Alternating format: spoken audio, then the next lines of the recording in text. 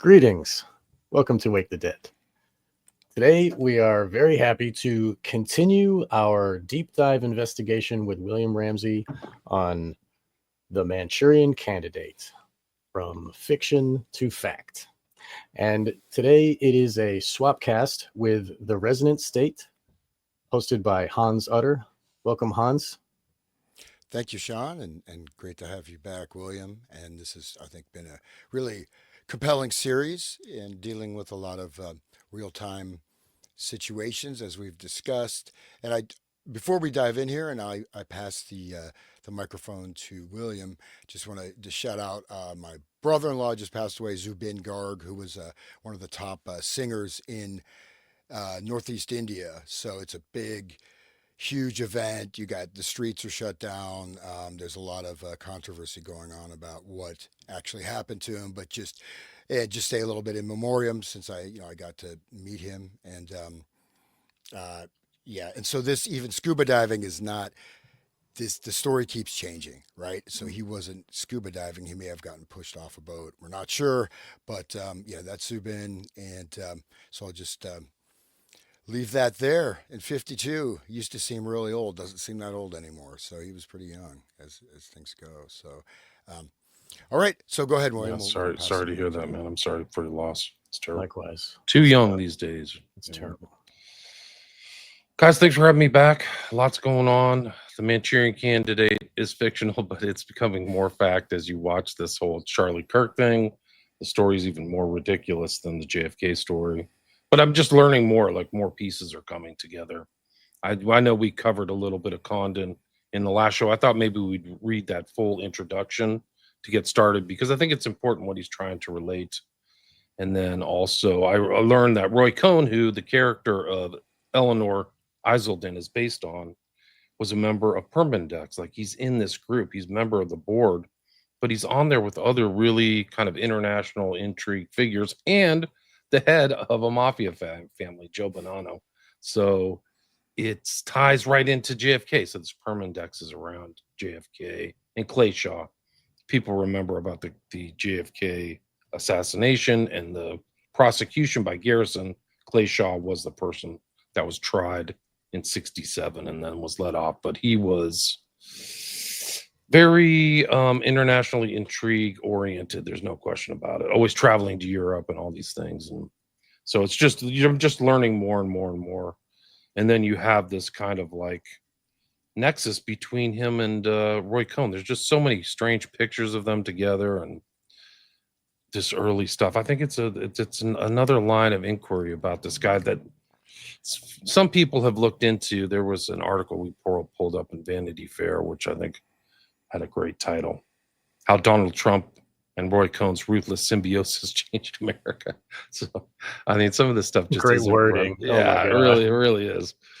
I mean, I guess there's more articles to read. There's, McCarthy and Cohn, for people in who were using this kind of Manchurian Candidate as a reference point. This is Eleanor Iselden's husband is a representation of McCarthy, so it goes back to all the McCarthy hearings. But Cohn was just all over the place. There's fairly young Trump, and just like all these criminal, he's just surrounded by mob people and stuff like that. So if Cohn is his mentor, that's pretty incredible. Here's a picture of these two together. He actually kind of decorates his houses, or Cohn does, like Trump, like gold and all these lions and all this stuff like that. But he's holding a picture of him and Trump. So Trump might have been selected a long time ago. Yeah. Would you mind just going through some of those pictures on the bottom there, on the bottom right, with those? He's with that weird frog thing. Oh, Go down. sure.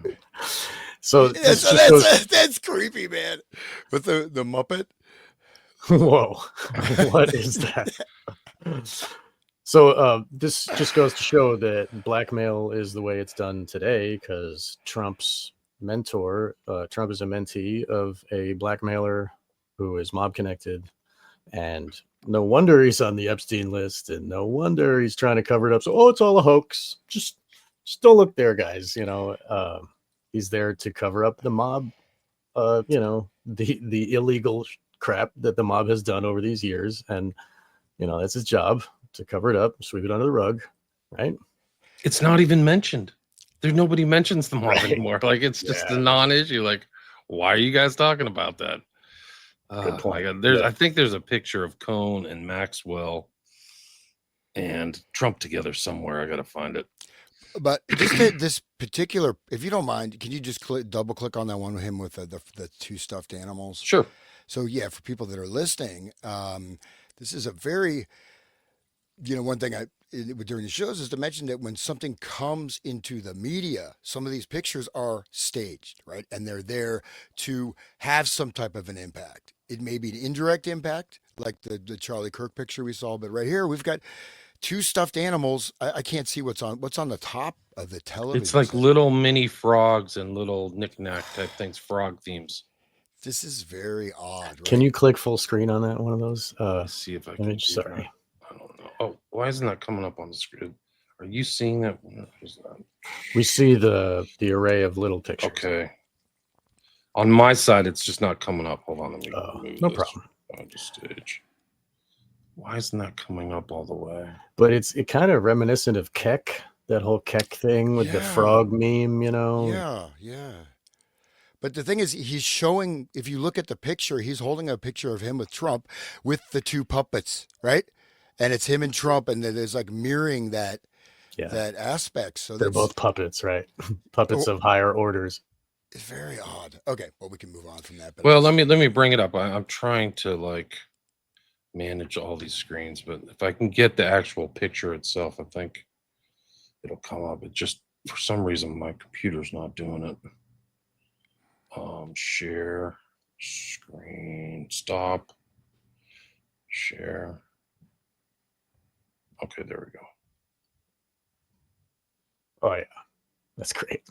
Wow, look at all the knickknacks. They're all frogs on the TV. And there's a walrus behind. Yeah, the walrus. Whoa. That's some really. Where's the oysters? Oh, we killed them all. Yum. Dude, that's a very. Wow. And that pink. What is that, lizard or something? Is that a frog wearing a pink suit, like kind of a pink tuxedo jacket? Right. That is, man. Yeah, and if the pink one is on the left, and then the right one is kind of smaller on the right, and then you look in the image, the pink one is on the left, the Roy Cohn, and then the other one, the Trump, the smaller frog, is on his right, from this perspective, or on his left, I guess. So like the two puppets mirrors the image that he's holding up right there. It's the same, so Trump is the one that's not wearing the pink. Trump is the one that likes women. Roy Cohn is the other.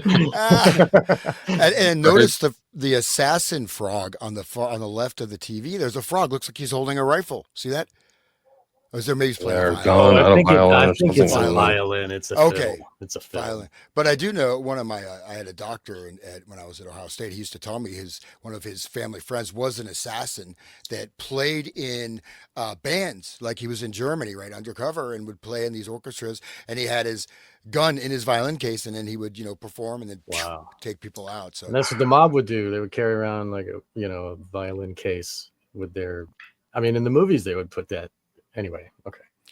Enough of that, but that's definitely weird. Yeah, this was fun. We have to do a full show on Cohn and what he's up to, because all that stuff's lost, but it's in Trump's brain.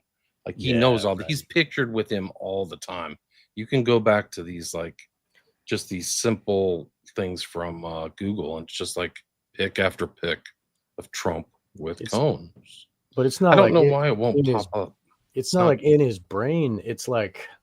That's how he operates. He's learned how to operate through this mentor of his. And so now when he calculates everything, it's going to be like that. It's not just like some idea he has. It's like how he thinks, Right. Really scary. What's going on with Cohn's face? Oh, yeah. He's got it's rotting off or something. It's so weird. What did he do with his nose? He did a reverse hook. You know what I mean? So it's like it's so you can just pour the cocaine down the hole. I mean, this guy was a guy who went to Studio 54 and stuff like that. Cohn was a carouser or whatever you want to call it. But God, it's so weird. So yeah, his face does look like silly putty. I mean, it's all kind of mushed. Like some But Oh, as- this is like the scarier one. Is like this is after his most recent surgery. There we go. His face has been pulled back. That's like the Joker. Yeah, Yeah. it's like the Joker. Yeah, like Brand X. You remember from the one from the 1990 or whatever? Like, oh, it looked like they had Brand X, and then this one has the smiley face. It's sick. Look at the bags. Holy crap! Wow. that's Yeah, he got disbarred too. Like, mm, died at 59, AIDS. 59. He looks like he could be like 89. Yeah, You he really know, does. He looks and- old. So we know AIDS is not real, right? Okay. What did he die I mean- of then? What did he die? Well, of? probably the AZT. Yeah, AZT, Just yeah. like I mean, from Fauci, Lord Fauci. yeah, just as an aside, you have Peter Dusseldorf, the guy that sort of discovered the HIV virus, and then he's the one that came out against it and said this is actually just a genetic artifact. What was initially causing it was amyl nitrate Right. with San Francisco bathhouse culture. So the same people that made AZT also made the poppers. What the poppers do is Wow. they suspend your immune system. Right. Give So you when you do- lesions too, right? Yeah, when Lesions. you do the popper and you're, enjoying your recreational sexual activity, your immune Plowing. system is shut down. Imagine you're in a bathhouse with hundreds of guys, And bacterial they're breeding ground. like it's like not lubricated. There's blood that's going to happen a lot of times, and it's it's sick. Bro, dude, what goes on in there was like a petri dish. Like Ugh. there were stories. I grew up in Northern And California. Fauci used to hang out in the bathhouses I too, right? wouldn't be surprised at all, dude. Nothing would surprise me about that guy. But some of those dudes, they would like chalk up like 24 different dudes in a weekend. So Like they would gross. get off of work at 6 p.m. and go back to work at 6 a.m. on Monday and just spend the whole weekend in the bathhouse. So obviously, whatever they're dying from could be anything, right? Dude, They anything. just They say had it's they had immunodeficiency. yeah, Right. they had all kinds of diseases and stuff. It's. I mean, Anyway, but that is that was a Depop program. That whole thing. The AIDS epidemic, and Fauci was saying you get it from touching a cereal box and all that crap, and everybody was afraid. And I don't know. I think that was a whole thing. We could go down a rabbit hole with that. Yeah. It just one thing like that Magic Johnson, who had AIDS, Right. the doctor Dusseldorf, of course he got shut. He was like Nobel Prize or whatever. They cut him out. He couldn't get funding to save his life. I think he may be still alive. He told Magic Johnson, "Don't take the AZT." He's still alive, man. He's fine. Right. Yeah. He's still going. And that AZT, I mean, that was the medicine is what was killing people. Now the immune system collapse. There's other factors for that. And there's Gary Knoll was like in Africa, he would go, oh, there's AIDS epidemic. Well, let's just take all the pollution out of the water. Let's take all the sewage flowing into the water supply. Boom, suddenly AIDS is gone. Right. So this is another Right. example. So anyways, okay. It's incredible. But these two guys, Cohn was representing Trump a lot. And at the same time he's representing Trump, he's representing mobster to Anthony Salerno. He's like a notorious mobster. So, and then Salerno aids Trump in the construction of Trump Tower. So these guys are connected. There's just don't talk about it. Tower, right? The tower, not Trump skyscraper, Trump Tower. That's important because 2016 is when he gets elected, but I talk about that a lot. In his 1987 book, The Art of the Deal, Trump wrote about Cohn saying, all the hundreds of respectable guys who made careers out of boasting about their uncompromising integrity, but have absolutely no loyalty. What I most liked about Roy Cohn was that he would do just the opposite. So what is he saying? He's totally loyal, but with no integrity toward anybody else. Very telling. Direct quote. Yeah, and then he got disbarred in 86. He was diagnosed with AIDS in 84, passed away 86 again. And as I think I mentioned in the pre-show, he was blackmailing Hoover. So he had access to Cohn, had access to everybody because that's how Hoover kept his FBI empire, right? They had stuff on everybody, but then he had the goods on Herbert Hoover.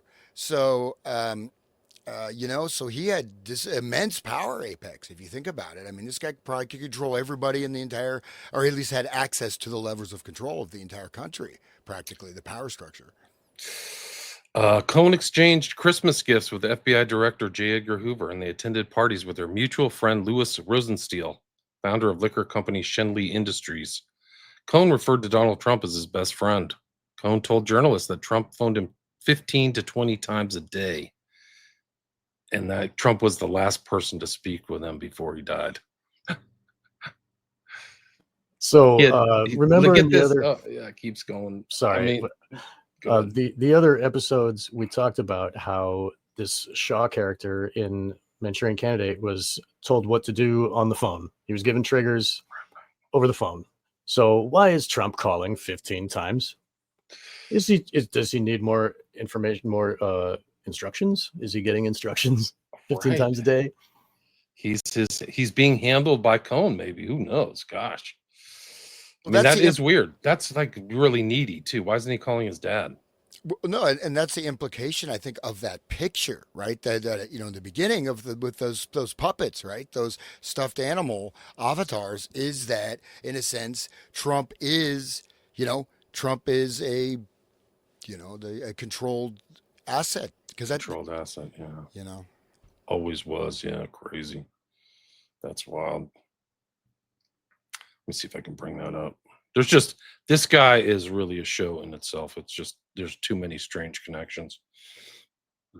The perm index thing is something else. Freaking phone calls with CIA Director William Casey. Close with Craig J. Spence. That was the guy who was involved in the trafficking thing, who ended up dead in a hotel. He worked with Alan Dershowitz on the Class 1 Bulow case. He's friends with William Buckley and the New York mayor. And just goes on and on.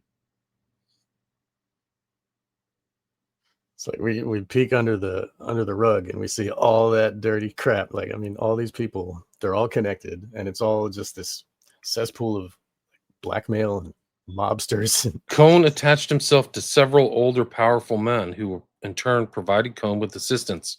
One of them may have been New York's Cardinal Francis Spellman, whose own alleged homosexuality had been the subject of controversy in the church. That sounds like the entrance to a very deep rabbit hole right there. The Catholic Church. Should get Johnny Cerrucci here to talk about this. Here's Roger Stone. He says, Roy was not gay. He was a man who liked having sex with men. Gays were weak, effeminate. He always seemed to have these young blonde boys around. It just wasn't discussed. He was interested in power and access. So that's important. That's like the same thing with the dark occult people who rape the children in these ritual ceremonies. A lot of times, like they aren't gay. They're not gay, it's a power thing. It's like, I am taking power from this thing that's crying and wants to run away. And it's like, so eventually, like, I did a series with John Euler on Wake the Dead, where we talked about, he's a psychiatrist, he's a counselor, been working in prisons with psychopaths, and talks about how nobody's born being a pedophile. They start liking post-pubescent women, and then it's a gradual progression back into the kiddie stuff and the domination stuff. So it's a stepwise progression where you have to silence your morality or physical pleasure, and the more that happens, the more normal it becomes, and then it's like changing your brain, So I think that, like, a lot of these politicians and stuff, they're not I'm sure that they're led down a path. Yes, and it's like they're given these opportunities one after another, and if you're not going to rape this kid, then you're not with us, and so they have to, if they want to climb the ladder, of power. So and that all happens with the blackmail at the same time. So it's like they're agreeing to this, and then that gets recorded, and then then now they're in the fold, and It's like everybody in the gang does it together. So Right. a lot, I mean, they might have the proclivities to be attracted to, or they might not, but it's like I am dominant over this thing. Right. It's like a ego power, I Satanism. Right? I did a show with a woman who did a lot. She was like a specialist in kind of like corporate ethos and stuff like that. I got to get it up, but get it out of the back of like my archive. But she was talking about how these business dudes would go to like whorehouses together, and it wasn't the sex was there, but it was to bind themselves together. So like we're together, we're cheating on our wives together, we're doing these not nasty things together, Look and at then binding. So this is mob behavior or like dark group underworld behavior that they do these Skull crimes and together in the bonds. Bones. Yeah. Oh yeah. Those guys in the coffins jerking off together and peeing on each other. I mean, come Yeah. on. We'll also see.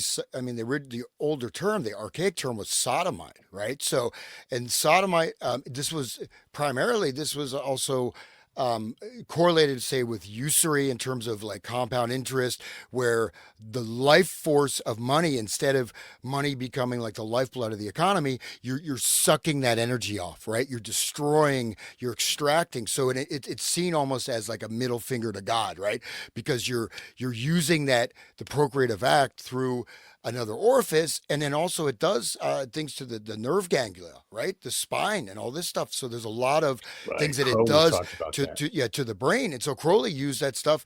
Was he a homosexual? No, but he would use this stuff in rituals, right? and Right. and, and also there's that sense of when with especially with young boys, you're dominating, you're feeding off of them, you're destroying them, and so that's Right. so I don't know to what extent that's involved there, but there is like that level of this being almost a magical act of saying we are going against nature, right? There's that book Against Yeah. Nature. So it is, and it essentially, no offense to anybody out there, but I mean, the sodomite it's used as a ritual mechanism.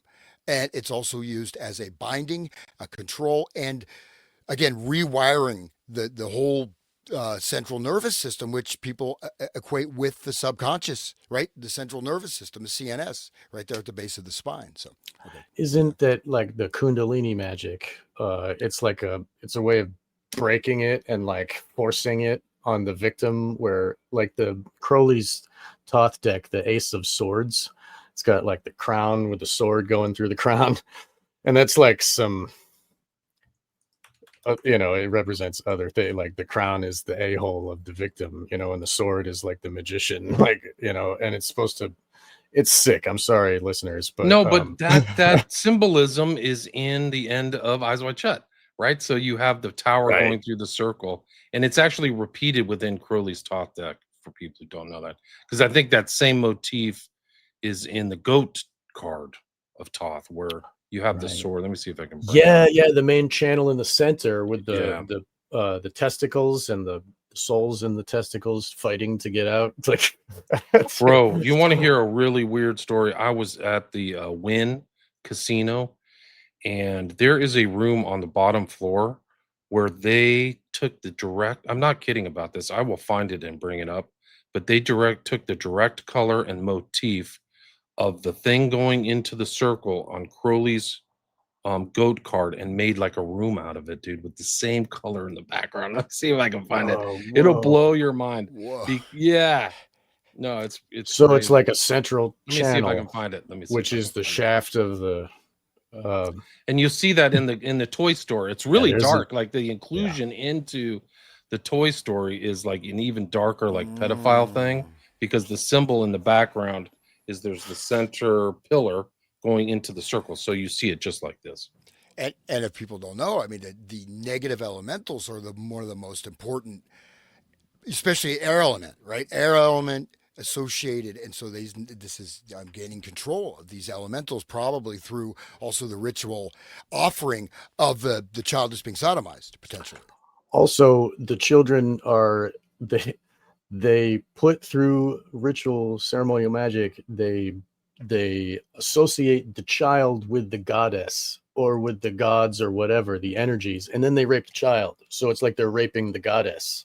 Like that happens a lot. Like the whole Hyros Gamos thing with the that is very much related. So it's not only breaking the whatever of the child victim, it's also dominating and breaking the goddess herself and like destroying the fabric of the universe type of shit.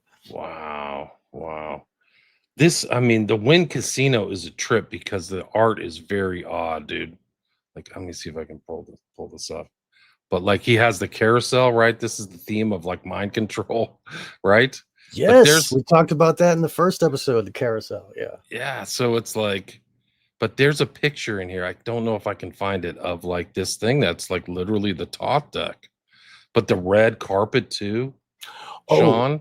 yeah, dude. Yeah, the red carpet by sweatshirt. And that specific color of red, right? It's not just red. It's this very specific Butterflies. Look at the butterflies on there. Man. Yeah, this place is dark, dude. Like I was Dude, I was wow. creeped out. Don't walk through here.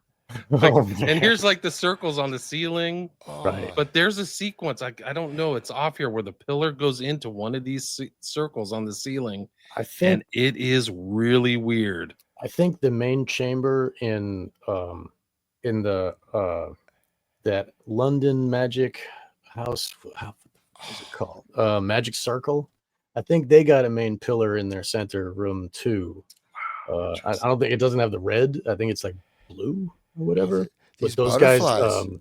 Wow. Oh my gosh. Yeah, no, the Wind is a trip, guys. It's dark.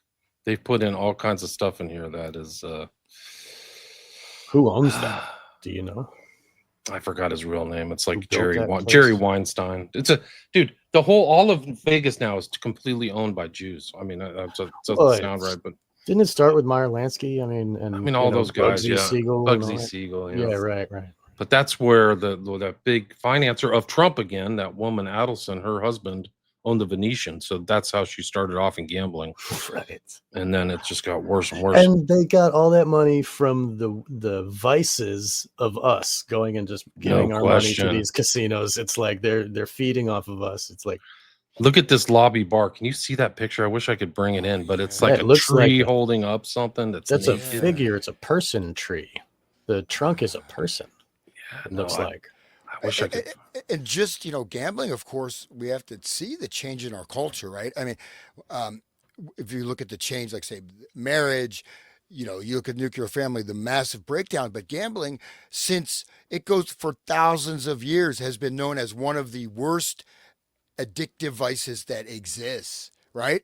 And you can gamble everywhere, right? I'm watching Netflix, and they have all these sports gambling and this and that, but gambling, I mean, people, they go, you've seen it, right? You go there and they're just zombies at the slot machines, man.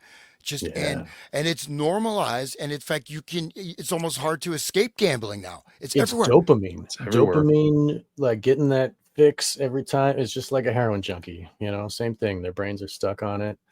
Yeah. Bro, it's really dark. And these places, if you go into these casinos, they deliberately made them non-square, so you basically are lost in like, a I labyrinth. don't know. Yeah, like a weird like labyrinth was spatially. Like I walked into the Venetian, I'm like, I don't even know what north and south is now. Like I've walked around for like 10 minutes. I don't even know how to get out of here. It's really that bad. It's deliberate. Don't they put like something in the air, like a smell, and then they give you like free alcohol too? And yeah, you get free alcohol as long as you're gambling. Yeah, I did when I had my old radio show number 4 or 5 years ago. So I had somebody talking about how even the carpet patterns, the lighting, these are all designed with very specific literally psychoactive properties, right? And then with the scent, with this stuff, creating this disorientation, and it's very, very, very well researched. Okay, so it creates a spatial temporal distortion, dissociative patterning. So every aspect of this has gone through the most advanced, calculations and studies and expertise. So it's very important to realize, like you go in there, you are being disoriented. You're being put into sort of an Alice in Wonderland. You're going through the looking glass. The only time I've ever been to a casino is when I went to go see Bob Dylan live. Bob Dylan plays casinos now. It's like, wow. Where in Ohio? No, it was like Rhode Island, I think, or it was Connecticut. I think it was Connecticut. But those places like the Fear and Loathing, Terry Gilliam knew all about like the visual effect of the casino and what it does, and with his wide angle lens, he was really helped to disorient us, who apparently most of us were teenagers on drugs watching it. You know what I mean? So it's this loop of like fun. I love Terry Gilliam anyway. Vegas is a dark place, dude. It's really Yes, dark. There's like yeah. things there that are not good, and Yeah. all the tourism is going down. Like nobody wants to go there anymore. They have really cheap deals now, but yeah, that don't go. If people are at the Wind, find this room. It's there. Like take a picture of it. I'll see if I can find the color of the Spelled Crowley deck. Yeah. WYNN. Yeah. Okay, thank you. So Crowley so like coach. somehow we ended up back on Crowley again. What the hell, man? It all goes back. Well, these guys, how much of these guys don't know Crowley? Like, don't you think they all know something, or they're right adjacent or people? Like, I haven't seen somebody in the elite who didn't have some kind of like, shaman or occult teacher or something like that. A Crowley type person would fill that role. Right. Crowley helped build the language for them. Their magical, that 777 book, it put all the associations of everything. Like it's, anyway. This is what the Crowley card looks like. Let me see if I can get this. Oh, and the room that I'm talking about at the Wynn emulates that kind of. Do you see that kind of pink red in the background? Yeah. It has that pink color to it. And then it has the motif of the kind of phallus going into the circle. Or that's lingam yoni or whatever you want to call it.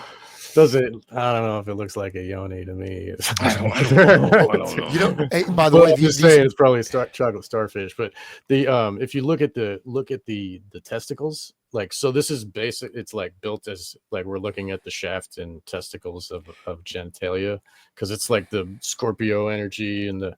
This is the devil card. He's a smiling. All corresponds, right? Like all these correspondences and overlapping concepts and stuff. And you see on the left one is the females, and there's a very small female. They're praying to get out, please let us be born, right? And in the right one, this is the only card where the devil exists. He is there in the right testicle, pushing down the other males, climbing up to the top, saying, I'm the one gonna get born. Yeah. And these are very similar to what was sorry, his name just escaped me. The big high-powered Democratic fund guy who had, fundraiser, who had all these sculptures, right, based on Jeffrey Dahmer's victims and stuff like that. Oh, right, the two brothers, right? Yeah. Guy, Podesta brothers, right? Podesta brothers. Yeah. So there's similar stuff to the those displays in the Podesta household, and there you go. I mean, it overlaps, man. These elite guys are sick. They're sick. And it's if that isn't, if this is the construction of a homunculus, that's what they were doing. Is they were, Crowley was trying to make a homunculus that had no soul in it, so that he could put whatever he wants in the thing to animate it with whatever he chose, right? So this is what that horned devil in the right one is going to be born into a homunculus. That's not a yoni up there. Anyway, I think that's depicting. And that's why the goat is smiling, and the goat's third eye is awake. Third eye. Right. It's got what's the this laurel, thing? It's like grapes, I think. Oh, that right there, that's the Egyptian, the Ka or the Ba. That's the eternal soul with the wings. Yeah, with the wings, yeah. Wow. And one interesting to tie in is the homunculus, cybernetics, God and Gollum, Norbert Wiener, right? The material scientist, he's talking about that's a very interesting book, because there's a lot that's sort of there's different levels. It's part of it's written for an elite level, right? And it's also written but God and Gollum, right? And in a sense, is the homunculus becomes a society, the social order. When you have this hypnotic trance, right? In a sense, you can fill the mass mind with these types of encoded control signals. And then the elite that are in charge of the signal that's going out to the golem, creating the golem, they become the gods of the people that, you know what I mean? It's the whole, if we are the ones listening to the TV, then we are golem to them. You know what I mean? We go to our job and we vote and we do all that, mindless, slavery. crazy. Yeah. Sorry, guys. Cone. No, it's an important Wah, part of wah. that goes back to the very beginning. And then Cone's clients, including Bill Bonanno, son of Joseph Bonanno, credit him with having compromising photographs of former FBI Director J. Edgar Hoover. Because Hoover knew the pictures existed, Cone told Bonanno Hoover feared being blackmailed. So they're friends. He's got compromising things. And then if we get into these Estabrooks thing, who's the number one person that Estabrooks is talking to? Hoover. So it all rolls over together. It all So that's into those. reality, into fact. So this document that we saw in part 3 from G.H. Estabrooks, George Hoban Estabrooks, was that was directed to the FBI. That was like sent to them. It was an FOIA that came out of Black Vault. 500-page. The 500-page document is from Black Vault, but it was a list of all the correspondence from Estabrooks to the FBI. Yeah, right. So, do you want to shift gears into that? Do you I think so. I think so. We're going to do the Operation Mind Control intro. Yeah, let's do this. Right, let's do. I'll read this, and you guys can comment. I think it's important because it kind of bookends or also shows that the Manchurian Candidate was a lot of factual information, and that Condon was not some kind of like amateur. Like he was. They asked him to do the intro for this. Like there's the two. Like I think I mentioned last time, the two most famous books are Marx's book, Search for the Manchurian Candidate, and then Operation Mind Control. Like what they compiled too before the internet is astonishing. Like they keyed in to the importance of this topic, but the fact that he was writing the Manchurian Candidate is something. And it's also interesting too. The book is dedicated to Ellsberg, right, who leaked the Pentagon Papers. Prudy, who was kind of like a whistleblower for the JFK assassination, wrote The Secret Team, and he's like supposed to be Mr. X in JFK. Like that's the template that they used was L. Fletcher Prudy, for people who don't know. Victor Marchetti is interesting because he wrote the Cult of Intelligence. So Dulles, who starts MK Ultra, writes The Craft of Intelligence and publishes it right before the JFK assassination. And then Victor Marchetti, for some reason, he's not one of the CIA kind of whistleblowers who had to leave the country. There was a couple other ones whose names I can't remember, but him and Stockwell were bitching about the CIA, but for some reason the CIA didn't seem to go after him. But there was another guy who started, I can't remember his name offhand, but he had to flee to Cuba. Then John Marks and George O'Toole. I don't even know who George O'Toole is, but was Fletcher Prouty the guy that wrote War is a Racket? No, that is okay. I'm confusing him. No, War is a Racket is from the 30s. Prudy is more of like a 60s guy. That's Smedley Butler. Right. Smedley Butler, right. Good. Okay. Thank you. Yeah. Just real interesting is that there's a direct reference to that very important 1961 to 63 experiment, right, which was obedience to authority. The same guy that came up with this idea of 6 degrees of separation, the network theory. So the obedience to authority, of course, is where people are electrocuting, other Stanley Milgram. So you're basically where you're giving that you're electrocuting people. And they, as far as they know, they're killing them, right? Because they're telling them, okay, keep electrocuting them. So anyways. Oh no, Grok is back. Yeah, he's back. The art, I've heard people say that Milgram experiments was financed through MK Ultra funds. It was washed. So I think that, I don't know if that's been confirmed, but somebody made that allegation, which is interesting. So that makes sense. I mean, that totally would make sense. 100% makes sense. Anybody else want to read? I will read. I'm not afraid of it, but anybody else want to do it? I'll go. I don't care. Okay, go. Yeah. Okay. The father of Grok the Clown, having had his legs broken in 8 places by his father for professional reasons, broke Grok's legs in 8 places to be certain that the child would grow up walking grotesquely, so as to ensure his eminence as a clown. Just one quick thing is that this Grok the Clown, of course, we saw last show, is very real, considered the world's greatest clown. This is not true. Yes. Right?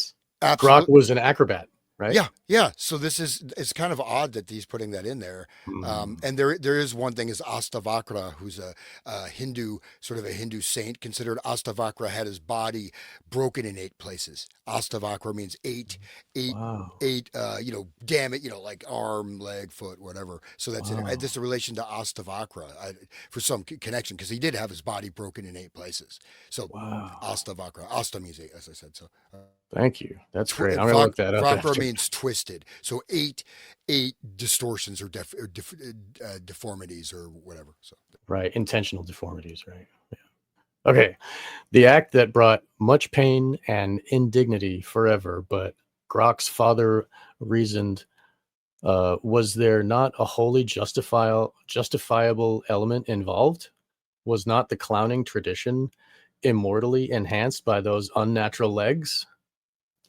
As demonstrated inescapably by Walter Bowart in this book, our Father, who art in the American Secret Police, has endowed hundreds of scientists at American universities to unravel methods of fracturing American minds. That this research in so many great halls of learning has exceeded a cost of untold secret millions of dollars, the only yardstick remaining by which we are willing to measure anything, indicates that this Grockian entertainment being produced by our secret police is a matter of ambitious policy rather than the happenstance of cloak and dagger adventure. That should be like cut and pasted over like every conspiracy researchers thing. Like it's a matter of policy, guys. Incredible stuff, man. In this, go sorry, ahead. to tie in, of course, you have again Robert Heinlein, "Stranger in a Strange Land," right? Great book. But very, very important Grok. figure, right? And grokking, and then of course the new AI, right? Yeah. Grok. So, anyways, In this book, Walter Bowart has proven each step of this official terminal government anarchy, even though that appears to be a contradiction in terms. To alter and control human minds is the ultimate anarchy. That's for you, Sean. Yeah, right. I'm just grinding my gears. Okay. To alter and control human minds is the ultimate anarchy. It's the opposite. So if we control our own minds, there is no chaos. There's order that arises automatically because everybody's ordering themselves. But we don't need to go down that rabbit hole. So back to what I'm reading. What is offered by official apologists as a tribute to the needs of daring do by romantic spies are acts of hatred and sadism against all people, and an insane and degraded determination to extirpate conscience from society. These are great paragraphs, man. They're amazing. Well, that is the process of satanification, is to take away the conscience. Like, what do they do at the Bohemian Grove? They burn their care. They immolate it to Moloch. Like, we don't care about our children. We can be satanic. We can do the evil. It's approving. Yes, I'll give my child to be, his genitals be chopped up. And yes, I'll do what the guy said. I will wear a mask. And okay, yeah, I'll take that injection. Like, it's all okay. If you don't have an understanding of what the results of your actions and how it will do harm to others, then it's in effect removing your conscience. And then you will do whatever you're told. This is really sick. I mean, it's... And also, though, that with the loss of conscience, still you can be absolutely controlled, but you've lost your way out, right? So they're blocking point. you from that sort of access to, you could say, higher spiritual truth or, potentiality. Because as long as you don't, at a certain point, you don't go all the way, right? As long as you resist, you still have autonomy. Even if you physically die, you still have your autonomy. If your conscience is gone, and you engage in this evil, then you are truly lost, and there may be no way to break the control. That's how they seal you into their hierarchy of power forever. Like, once you've broken that, and like the people that do the blackmail to get up in the higher levels, that are blackmailed by Cohn and the rest, like, they are removing their conscience and then abusing the small child or whatever they're doing, it's evidence of that, and then that's taped, and then that, is a control factor. It's literally, it's all there. And what does Epstein do for a living? Before he killed himself, in quotes. But this is government. And what is government? It's obedience to slavery. Right? I mean, obedience to being slave, and obedience to the higher imagined authority. And that imagination of authority is the illusion. Is this the whole structure of all the the sacred orders and the stupid oaths and stuff? That's all just putting you under the illusion that this is a real thing, and I have to I have to do what it says. Or, it's like really sad. It's the like loss of humanity. Go ahead. It's the theme in this intro. I think is important, but you always say like government, right? Govern the mind. So Yes, to control that's all minds. good, yeah. Yes. Yeah. Okay. Do you want me to keep going? Yeah, I just want to aside to say that Condon is such a careful writer, and so much interconnection, right, of all the terms, and very, you know, every word is carefully chosen. So there's a whole. What I'm saying is that there's like just from beyond the sort of factual import, there's all kinds of different layers of meaning that are coming through this. So he's like, anyways. Right. He's I think probably in the orders. He's probably using like Twilight language for other types of. He knows all the critical numerology, Right. like Exactly. before the internet or somebody told him. Like, so that's like an indicator that he's been exposed somehow, whether through letters or through the Order of Jesters, or I don't know, Mason, Right. something. He's met somebody somewhere. Right. Yeah. Maybe the Order of the Golden Fleece or whatever. I mean, anyway, Walter Boart underwent a long and expensive process to assemble the hard facts which comprise this book. Each document attesting to secret police intent had to be ferreted out by government archives. Ferreted out of government archives by badgering persistence, until page by page the information was released to him by his right under the Freedom of Information Act. The essence of that law seems to be that one need only write away to a federal agency for information about the general areas in which the citizen is interested. Not so. Walter Boart needed to expend large sums of money to employ researchers in Washington and elsewhere in order to discover the precise name, number, and description of contents of each document, toward which he was groping through black streams of informational darkness. Without this, it would have been impossible to apply for the transfer of copies of these documents to himself for this book. He had to comb the United States for people from many walks of life who knew, vaguely remembered, or suspected that they had been under the mind control of secret police and military agencies. Then had to backtrack again with information gleaned from them to labyrinthine research among thousands of federal archives. Please keep fearfully in mind that the astonishing information published in this seminal work of investigative reporting concerns avenues taken to decision and execution by our. Oh my God, I'm sorry. I'm sorry, everybody. I should have muted that. I'm sorry.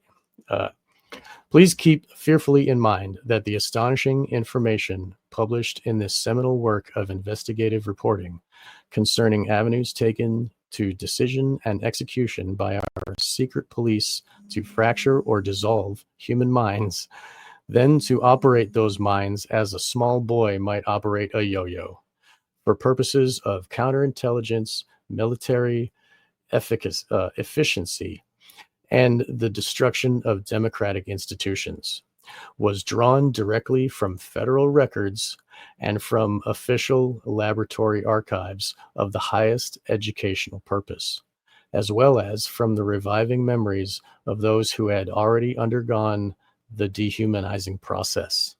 So it kind of ties back into the Manchurian Candidate movie, right? So Yen Lo is talking about all those documents, the highest kind of academic workings of studying the mind. And then the people who've gone through the dehumanizing process are rediscovering what happened to them, right? So I think that that's what Bowart's trying to relate to the reader right here in this introduction as well. Yeah, I mean, dehumanizing is one of the biggest pieces of trauma-based mind control.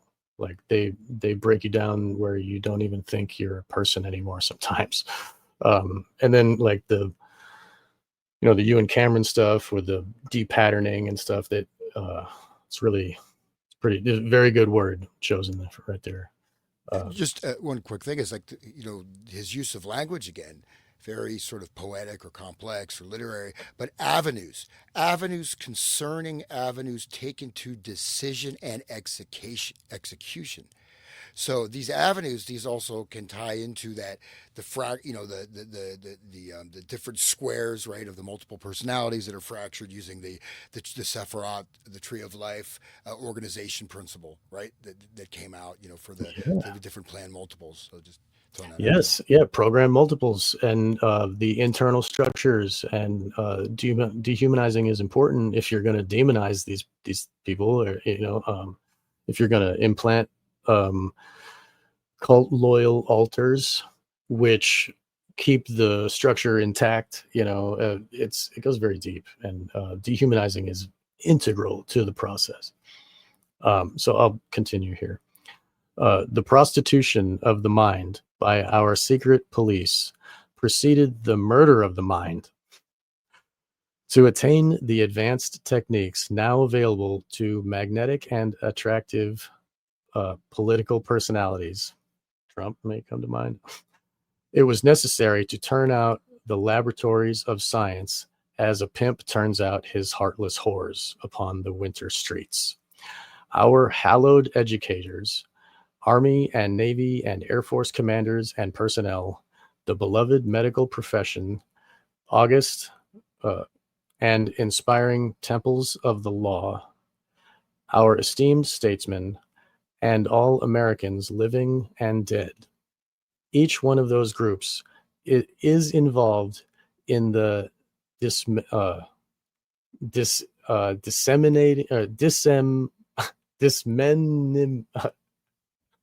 sorry guys, this Is that word membering? Dismembering. I don't even know what that word is. It's I spelled think it's wrong. the typo. Dismembering of the mind. So it could be Dismembering. I don't know. I've never heard that word. It could be just like, you've dismembered the body. This is the mind, right? Right, but it's just spelled wrong. Dismembering. Yeah, look that up. I'm looking up too. Okay, thank you guys. E-I-S, men. Maybe he's just throwing us for a loop. I think I know I'm good at reading, but then I come across a word like that. But anyway, so I'm going to continue. It's a misspelling. Okay. I couldn't find that word. Okay, so is involved in the dismembering of the mind. Taxes and the collective conscience make the urination of the secret police upon the human mind possible. Wow. Man. This is like makes me think of like all the guys, the musicians that pee on people. Like, okay, brainwashing by this urination on our minds per se is no news to any of us. Controlled assassins are not known to us only through fiction. Advertising assaults on behalf of poisonous materials to induce us successfully to buy and consume are early on bastions of mind control. Just like what George W. Bush said, they're not going to defeat us in 9/11. We'll go out there and purchase Black Friday goods for Christmas, go out there and spend money. It was really, that's what, that's how we were combating the terrorists. Right. You got to catapult the propaganda. Yeah, I love that. That was the best quote. Just openly admits to so much stuff and laughs about it. It's like, oh yeah, recently he actually said, he was talking about how wrong it is for Putin to go and invade another country, but he misspoke and he said Iraq instead of Ukraine, and then he laughed and he was like, it's a big joke to him. Yeah, right. Okay, so moving on, I'm going to keep reading here. Not anyone needs theologians to answer the question, where does the soul live? We know the soul lives in the mind because the soul is the mind in all of its unfathomably intricate individual conditioning. It is the mind of intent, of hope, of purpose, of achievement by the spirit, beyond achievement by physical action. When Grok's father broke his son's legs in 8 places, there may have been alarm on the one hand that a man could do such calamitous things to his son, but on the other hand, the same people responded to Grok's genius, to which those hopelessly deformed legs had contributed, and roared with laughter. That was the normal reaction when we were the audience and Crazy Legs Grok was the clown. But Walter Boart demonstrates to us in this book that we have become Grok. We are the spinning, hobbling, waddling clowns in the eyes of our vividly delineated secret police. Holy crap. Great sentences, man. Oh my God. Oh no. Can you hear the outcry? Oh yes, writes Walter Boart in this fearful record of you now hold in your hands. Apologists rush in, hired for all such occasions from everywhere by the secret government, crying out, "You are as usual, like all of our exaggerating kind, making a mountain out of a molehill." While it may or may not be true that our secret police occasionally swing the sledgehammer on our minds, it is, or is not, being done as a patriotic act to protect our beloved people. They reel backward, hands clutching, chests on the full realization seems to hit them. My God, Boart cannot believe that our government of the people, by the people, and for the people would use such loathsome forces against citizens. If such research were done, or was not done, then it would be for purely abstract reasons, for the expansion of human knowledge. Walter Boart's, Right. okay, go ahead. Hold on just a sec. It's just people's incredulity is like what prevents them from understanding this stuff. They just Right. wouldn't believe it's real. That's why certain people are like, yeah, it was a failed project and they just wrapped it up in 1970. I'm like, Yeah. no. Where did it I mean, fail? yeah, really. It No, this is a worked. triumph. This is a triumphal success. Have you looked around? Have you looked at some of these people who've undergone massive personality change in public or from propaganda or whatever? Like, this is a tremendous success, blazing success. Yeah, and we know we are, in the age, right, of the whatever the COVID is a great example, and other freakouts. BLM is a great example. These collective insanities that we can see right here, and even we talked about last show about the mass shootings. They're just another at a country club, Nassau Country Club, right? Mass shooting just was yesterday. So this is, we're in this space where from the individual, vectors, right? These individual people, small collectives, because a little bit of a tangent here, but like in the 60s, you have the sort of the MK Ultra looking at some, the mass movement stuff. Then what do we have in the 70s? The era of cults and serial killers. So there weren't many cults in the 60s, but there were tons in the 70s, all over the place, right? And now from the cult laboratory to the mass society itself. So I think we're witnessing it, and these things. And what is it? I forget. Is it Goebbels or whatever? But the really big lies. You don't. What is it? The truth is so unbearable that people just refuse to believe it. It doesn't. They just can't believe it. Right.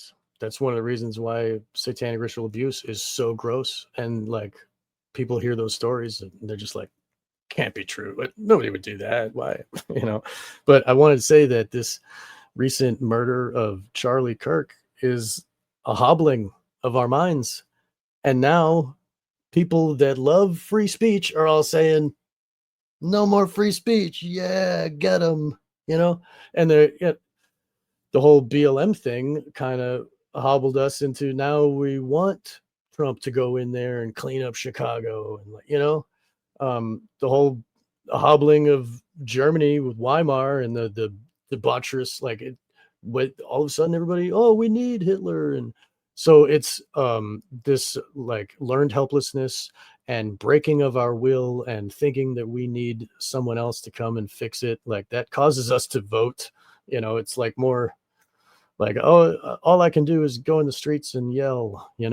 And look, remember the Occupy movement, everybody really loved that in the beginning, but then it went on and on and on. And then months and months, later, the cops go and clean up the streets, and nobody cares. They're like, yeah, we're glad, get them out of here. We're sick of those assholes. Excuse my language, but this is how it's done. They break our mind. They hobble us first, and that trauma of the hobbling, of the breaking of our bones in 8 places, makes us total slaves. And now the genius that was created out of that, the elite power elite can wield us like puppets. I mean, we see it every day. It's a really So true. Occupy never came to anything, too. It was just Yeah. a big outlet for people's frustration with no change. The Yeah. bankers got away with 25 trillion or something. They're still getting away with it. Yeah. But look at I mean, this is the thing, the left, right? So, I said my grandfather was a very prominent socialist in California. He personally he stopped Rockefeller from drilling in Long Beach Harbor personally. Like, he went against this whole mafia thing. So he was a very, in that sense, he was a high school physics teacher, but you could see that kind of quote unquote left, right? And then you can see the battle for Seattle, and then the Occupy, that was kind of the end, right? As that got infiltrated and just fell apart. And now it's a matter of course where you have, like, just look all over social media, kill them. Let's murder people that we don't agree with. This is our thing. Let's murder them, and let's, cut their balls off just because I want to cut my balls off. Because I should have been a woman. I mean, it's the same as like after 9/11, like, good friends of mine, like, my boss and stuff, they were like, oh, we should just nuke them.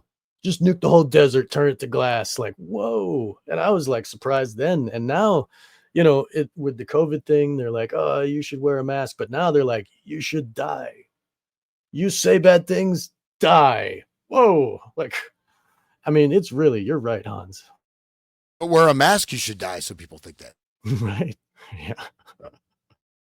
Anyway, okay. Like, so we've just gotten used to the public insanity. That's the whole thing. Yeah. Like, we're in really crazy psychological times where, like, people are celebrating Charlie Kirk getting shot in the head. It's easy to fall into that too. I mean, they get the programming with the Twitter and stuff, and like, I believe the same thing. Like, it's just like, it's giving them their mind, like, straight up. It's almost like you and Cameron just driving 250,000 phrases into your brain. It's almost like they learn that, and these people are just getting hammered with propaganda, like, literally just shot right into their head. How could they think anything different?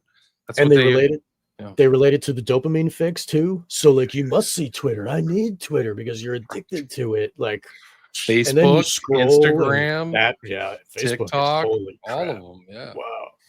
Yeah. And then you look at Nepal government, like, said, okay, no more YouTube, Facebook, Instagram, all those X, no more. And then the people rioted, like, way worse than the battle in Seattle. And they burned the building. They burned the parliament. They, like, reelected a new leader with Telegram, or was it was Discord. They used Discord to elect a leader. It's so next level. Like, who owns those companies, right? Who's making the people revolt like that, right? And who is this new leader that they put in there? Like, what is actually happening? People can remember all of, like, the Arab Spring and these fomented movements that are, like, changing governments, and we are in a very shifting times right now where everybody's grabbing for power. And who was making those people, like, it started as, like, they were protesting, we want Facebook, and then by the end they're, like, burning down the buildings of parliament, and they're like, no more government.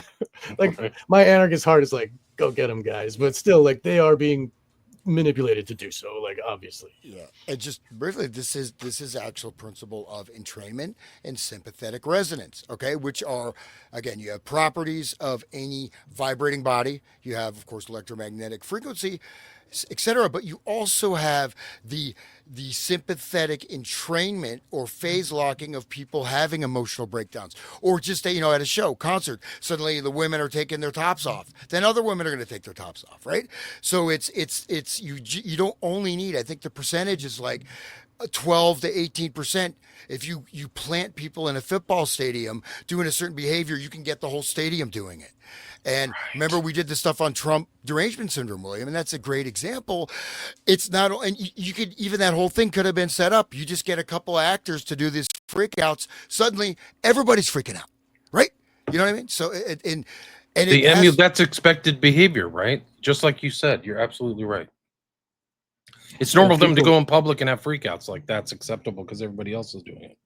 and everybody's sheep too. Like they follow what the others are doing. It's really It's the ashes experiment. So you have the Milgram experiment, and the ashes, the one where the guy walks into a room and 5 other people said, "This is the longest line," and he's like, "Sure is, yeah, boss," because he's just going to go along to get along, right? So these are all these experiments. Stanford prison experiment. All these things are super important. All kind of take place around the same time, if I remember correct. this is that's all early 60s, or right Yeah. Yep. even So before the JFK assassination. But for example, the obedience to authority was the original article, first experiments done in 61, released right after the JFK assassination. This was released, as a published paper, but it put into mass market paperback in the early 70s. So a lot of these things were put also in, just want to people grasp this, like some of these modelings of the human behavior, like Lord of the Flies, right? This is being also an imposed model. Oh, science says that people will just go ahead and kill other people. To what extent are these experiments being steered? But when you take that input in and say, oh, this is the way people really are, this gives also a permission. It also is sort of like a potential collective manifestational energy. Oh, this is the way people are. This is what's going to happen. Da, da, da, da, da. I'm so afraid, or people are just going to turn into animals. People are, right? So, you know what I mean? totally, man. Yeah. Yeah. I mean, the learned helplessness, and then I must be satanic like them. Like I must defeat my neighbor because there's not enough stuff out there. Like the ideas that they give us, the signals of like the law of the jungle is the only real law, where natural law isn't real, like, and they keep pushing, to the point where Alex Jones is like, oh, I'll eat my neighbors. Like what? And people go to him to like, for information and stuff. Human barbecue. Yeah. Let's He's have like, a illegal migrant worker barbecue with yeah, Alex Jones. dude, right. And that's what I'm reading in like Kurt Barker's Cannibalism, blood drinking and high adept Satanism. Like that's what I'm reading over there. And then I see it on Alex Jones talking like that. I'm like, whoa. And that's the soup that they're putting us in. And like, oh, well, if Alex thinks like that, I can think like that too. And oh, well, it must be, I have to go kill my neighbors and then they watch these movies that are like, post-apocalypse, everybody's killing each other for, like Mad Max type, whatever, it's, you got to fight, you got to kill. Like, how else are you going to do it? Like, where does food come from? Nobody knows. Just got to steal it from others. Sorry to interrupt, Sean, but that's a very important point, because cannibalism is absolutely right. This is one thing that you can look at down the list of all these different television shows, of even like the vampire stuff being like fuzzy, vampires are super cool. Well, vampirism is a type of cannibalism, right? But the way that cannibalism is being pushed and normalized and even made cool, right? And then if you look at the Maria Abramovich stuff, and then look at that the famous party, with all the cake, the human body cake. So that is also a signal, right? Releasing those photos, right? Those photos being in the public mind. So this is inducting, oh, maybe I should try this. Maybe it's cool to be a cannibal. Oh, look, they're doing it. I mean, and this is you talk about loss of conscience. I mean, sorry, I'm going to go throw up. Just give me a second. Yeah, really, dude. Whoa. But that's real. I mean, it is real. And that's where they're pissing on our minds so far, where we're like considering cannibalism is okay, and the domination of others. Like what to dominate someone completely is to kill and eat them. I mean, I don't think you can get any more dominating than that. Like, it's really, that is the pinnacle of the psychopathic mind, to do that to others, so that I am the god. Look, I can, and that's what the Sphinx is like, the human face on the king of the food chain. You know what I mean? Like, I will eat you. Like, it's really sick. And they're trying to bring that out again and make that allowed again, so that they can just have it openly be, that's our new religion. Well, also just in that sense, this is really a horrible thing. I mean, you might remember that guy in Germany, right? He put out ads, "Who wants to be eaten?" And he ate the guy and filmed it. I mean, and this is like And it was allowed, right? It was like legal. No, he ended up Oh, okay. I thought it was he got because it was arrested, consented. All right. but I mean, technically the guy did consent, but I mean, he filmed all that stuff. He filmed it, and the guy, Yeah. I mean, and these people were very successful with very good careers, lots of money. These were not, if people walking around Philadelphia like the zombie people, these are people with highly successful members of society. And there's other, I think, okay, we'll just leave that there, but that's a little peek. That's a little peek at it, right? I mean, that's perfect. Like, it's real, like, it's the elite people. It's the one that wear the masks on the red carpet. Those are the ones that are really eating us. They are feeding on us and pissing on our brains. I can continue if you'd like me to go. Here. Yeah, it's crazy. There was, it's probably before your time, Sean, but there was this movie that came out in 1989 that comes to mind. It's called The Cook, the Thief, His Wife, and Her Lover. And it was like, downloaded that. I think. It was about cannibalism and stuff like that. But people were like, "This is so scandalous and this is so horrible." But it's kind of like, feeding on other people. That's kind of the theme. Yeah. But that was considered like, it was probably this great art film. Right. Just like Lolita. Right? I did. I think I saw it when I was a kid. I remember seeing it. Oh, this is this, and I kind of like tuned it out. But that's the thing. Like, like I probably was in high school. It was in art movie theaters at the time. Yeah. But and just remembering that, bringing that up, William, is like, it's one of those things where this movie was really, I forget why or who I watched with, but I did kind of like, kind of go block it out. Like, I didn't really want to think what it was because it's trauma, dude. Yeah. Yeah, it's trauma. Yeah. Your brain is like, no, I don't want that. Okay. All right. Here, I'm going to keep going. Walter Boart's book is also a freezing vision of the mutations of the aspirations of science. Scientists, educators, and the leaders, the great men, having stumbled upon, please click at the next page. Having stumbled upon the possibility of controlling the human mind, might well have withheld this knowledge from the secret police and brought it forward for all to share. Would you not say? If the means are at hand actually to enter and control the mind, not through the far-off smoke signals of psychiatry and psychoanalysis, can we conceive of what might be found in terms of medical triumphs, the conquests of pain and of group hatreds, and mental energy released by unraveling the Gordian knots of mental perplexity to make one straight laser line that might then pierce the doubts and fears which beset each one of us? In terms of education, light years ahead of the educational means we presently employ, in basic and advanced learning of cultures, languages, and skills, in short, understanding each other across the face of the world, this development of mind control makes the invention of movable type seem like a primordial grunt from the shadows of a rainforest lost in time. He understood it, man. He understood it. Just to repeat that, understanding, what is it? Presently, advanced learning of cultural language, each other. In short, understanding each other across the face of the world, this development of mind control makes the invention of movable type seem like a primordial grunt from the shadows of a rainforest lost in time. Like, wow. So yeah, the printed book and how it has like taught us so much and expanded our understanding of the world is just a primordial grunt. Right? The knowledge of mind control. Wow. And what's fascinating is this not the means are at hand to enter and control the mind, not through the far off smoke signals of psychiatry and psychoanalysis, right?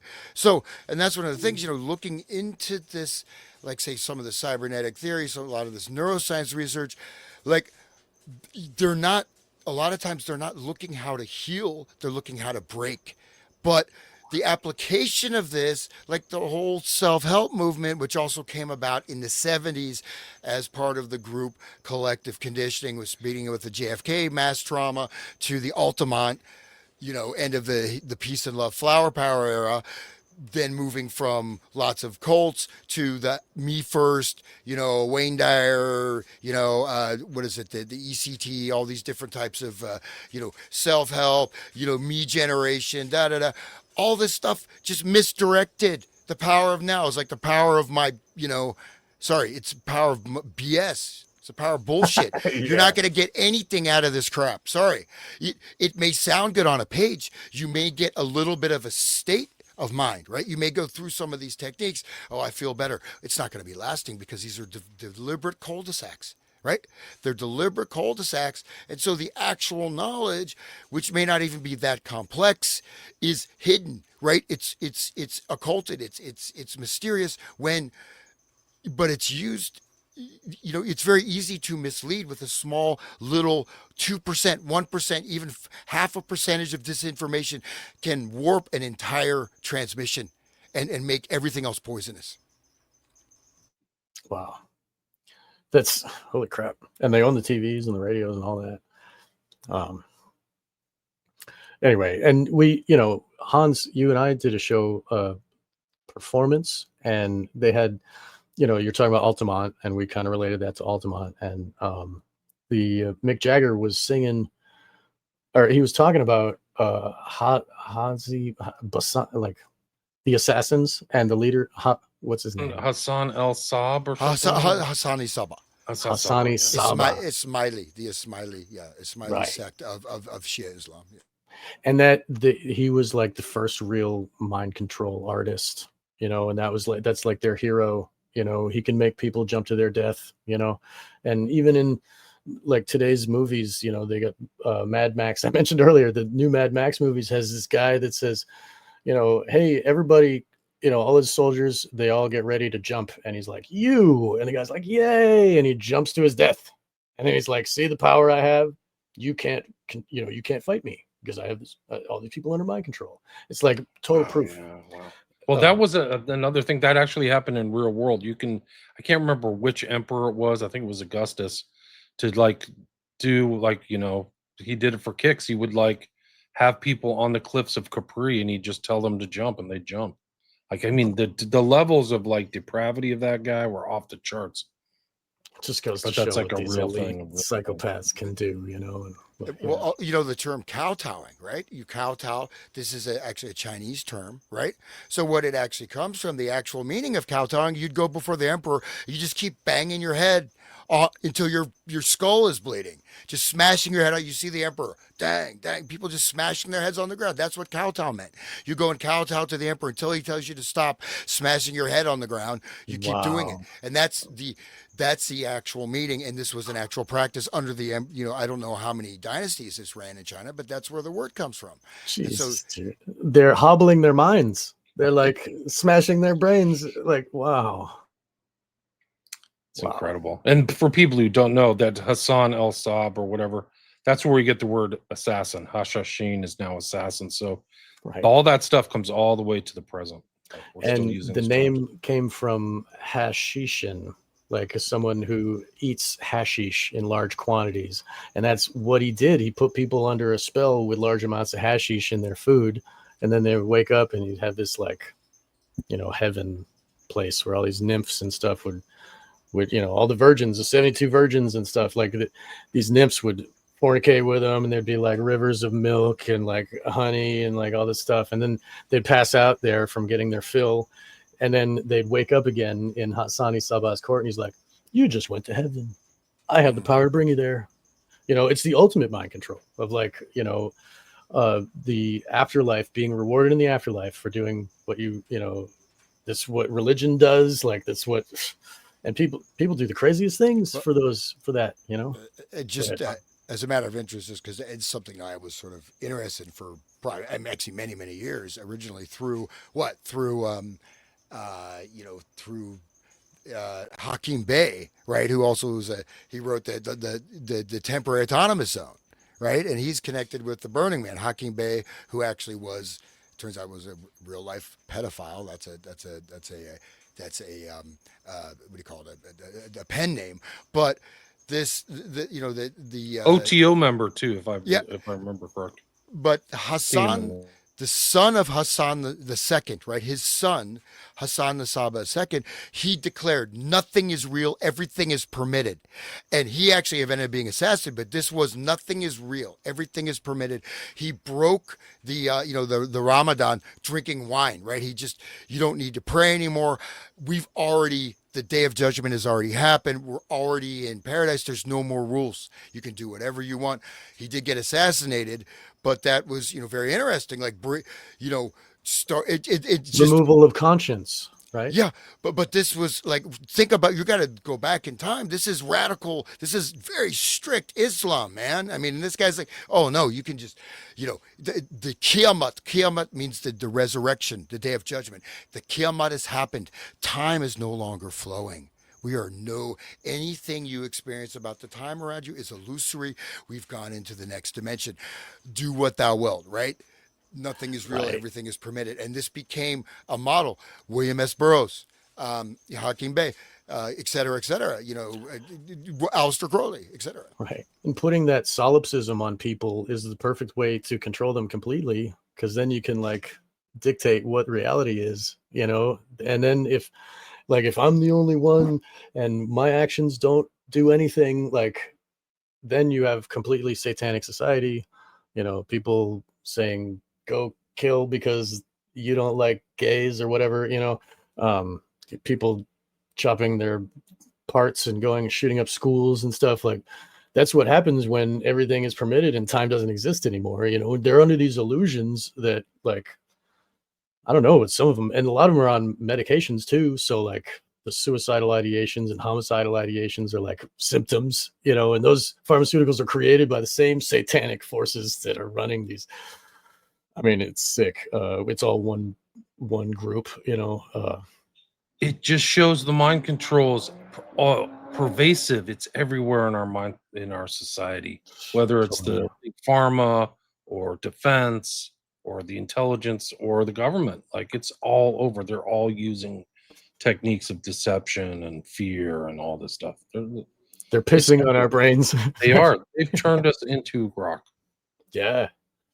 Yeah. It just And shows, that- like, we're not even through this thing yet, this intro. It shows how profound Condon was. He was smart. He was way ahead of his time. There's a reason why we don't get exposed to these ideas, because it's like the opposite of brainwashing. It's like the scales come from your eyes, like Paul on the road after his road to Damascus or something like that.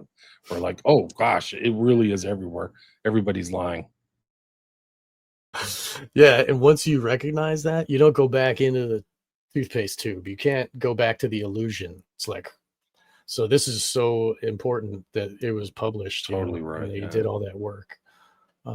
Just one point though, he does say be fearfully aware. I think this is a very important thing to watch out for, because the level, as the body's biological response mechanism, just like stress, right? If you're in stress, your higher thought processes, it's going to just pull, you don't need higher processes if you're being chased by a tribe of cannibalistic monkey, monkey, whatever, people.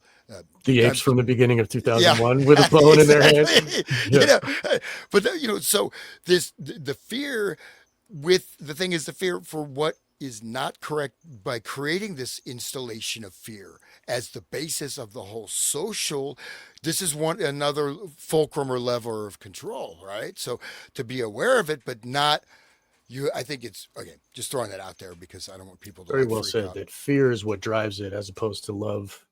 Like real authority is I love my mom and dad, so I'll do what they want, but the imposed authority of the governments and all that is fear. Do what we say or we kill you. It's always been that way. So it's really interesting. I mean, that is the ultimate mind control. is so I'm gonna get through this last piece. What has been achieved by the secret police in relation to mind control is scrupulously set down in Walter Bowart's extraordinary book. The question the book puts is this: do you wish this immeasurably important technique to remain as a weapon to be used against you and your children by what Bowart calls the cryptocracy? Or do you wish to use it as a universal key to unlock 1,000 new chances that your children will not be murdered in future wars? That's an easy answer right there, I think. Moving on. In an epigraph to this book, Zbigniew Brzezinski measures the political probabilities of mind control use when he says, exploiting the latest communications techniques to manipulate emotion and control reason. Today, our secret police and our military establishment have demonstrated in Vietnam and elsewhere, examined by Bowart herein, the powers to create assassins out of our children. And that's what Full Metal Jacket was about. Okay, sorry. The expansion of these powers, which are able to turn young men and women into murderous criminals at will, goes on unchecked by the oft-called investigative press, by moral leaders at the bar and in the pulpits, in high government, and on campuses. Yet the people they call the public have long suspected that it has become government policy to control minds. It's like what William said earlier, government means control mind. So it only makes sense, obviously. These people are finally getting it.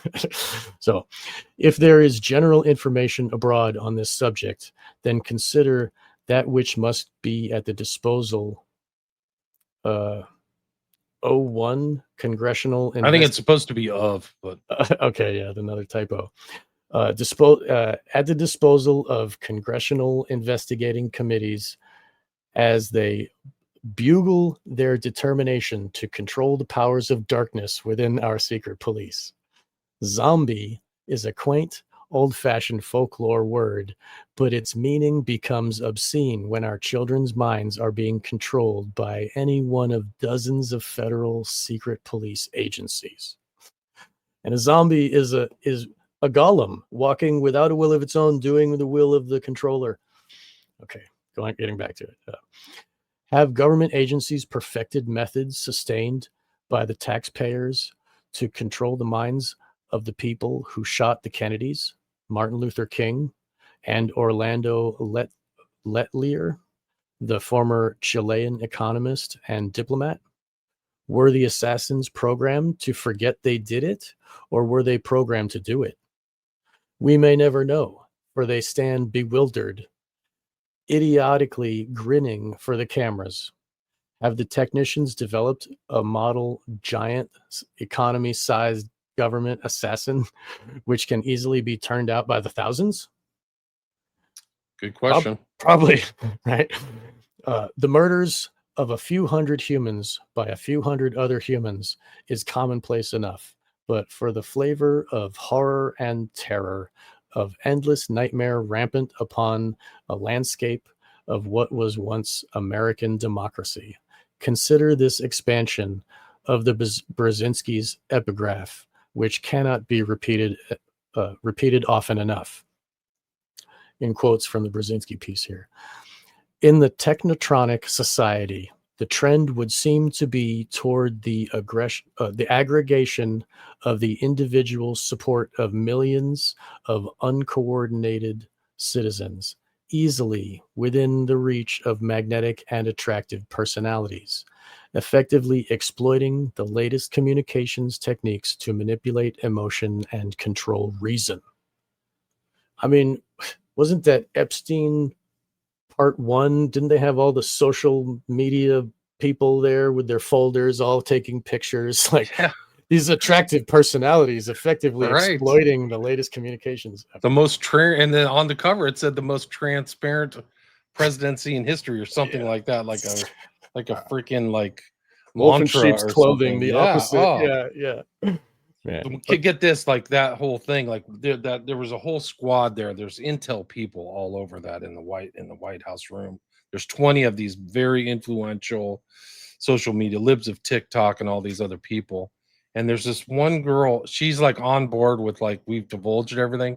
She then got hired over at Ben Shapiro's outfit. Like Ugh. she went from there straight to the Daily Wire, and I was like, "You just got your ticket punched, honey." Yeah, Like Pass you me just just that gotta bloody wear down them microphone. heels now. I Just want gotta- that bloody microphone, man. Yeah. Oh dude. yeah, you do.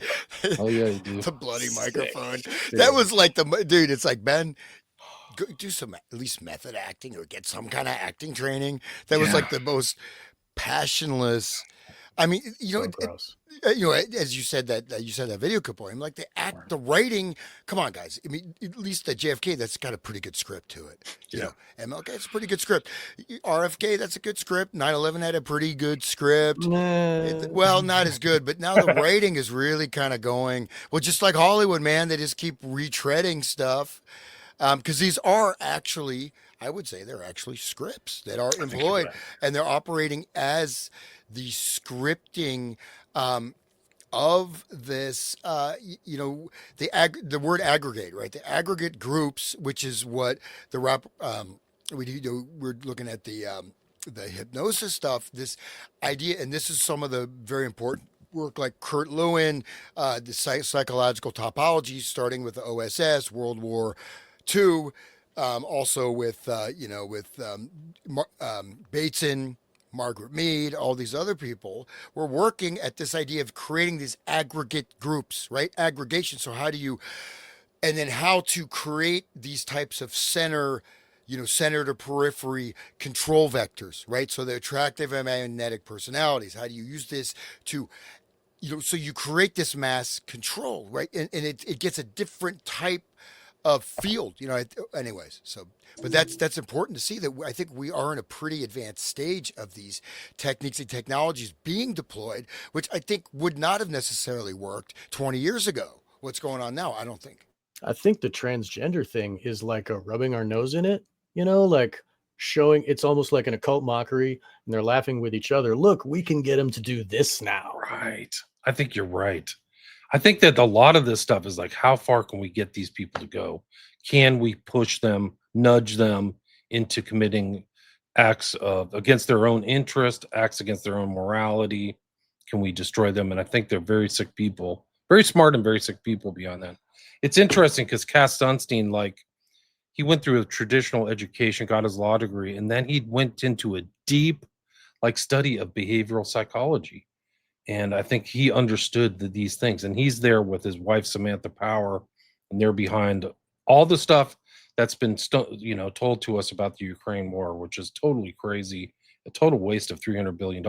You have to mind control people to get them to think spending $300 billion on somebody else's border issue is a good idea.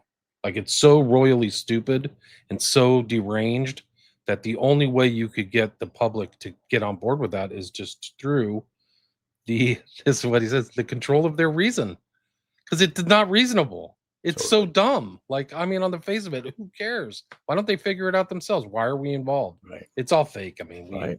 Zelensky's a plant and all that. I mean, it's all through propaganda and mind control. This subject is the most important subject should be in the minds of all Americans right now. What we're talking about.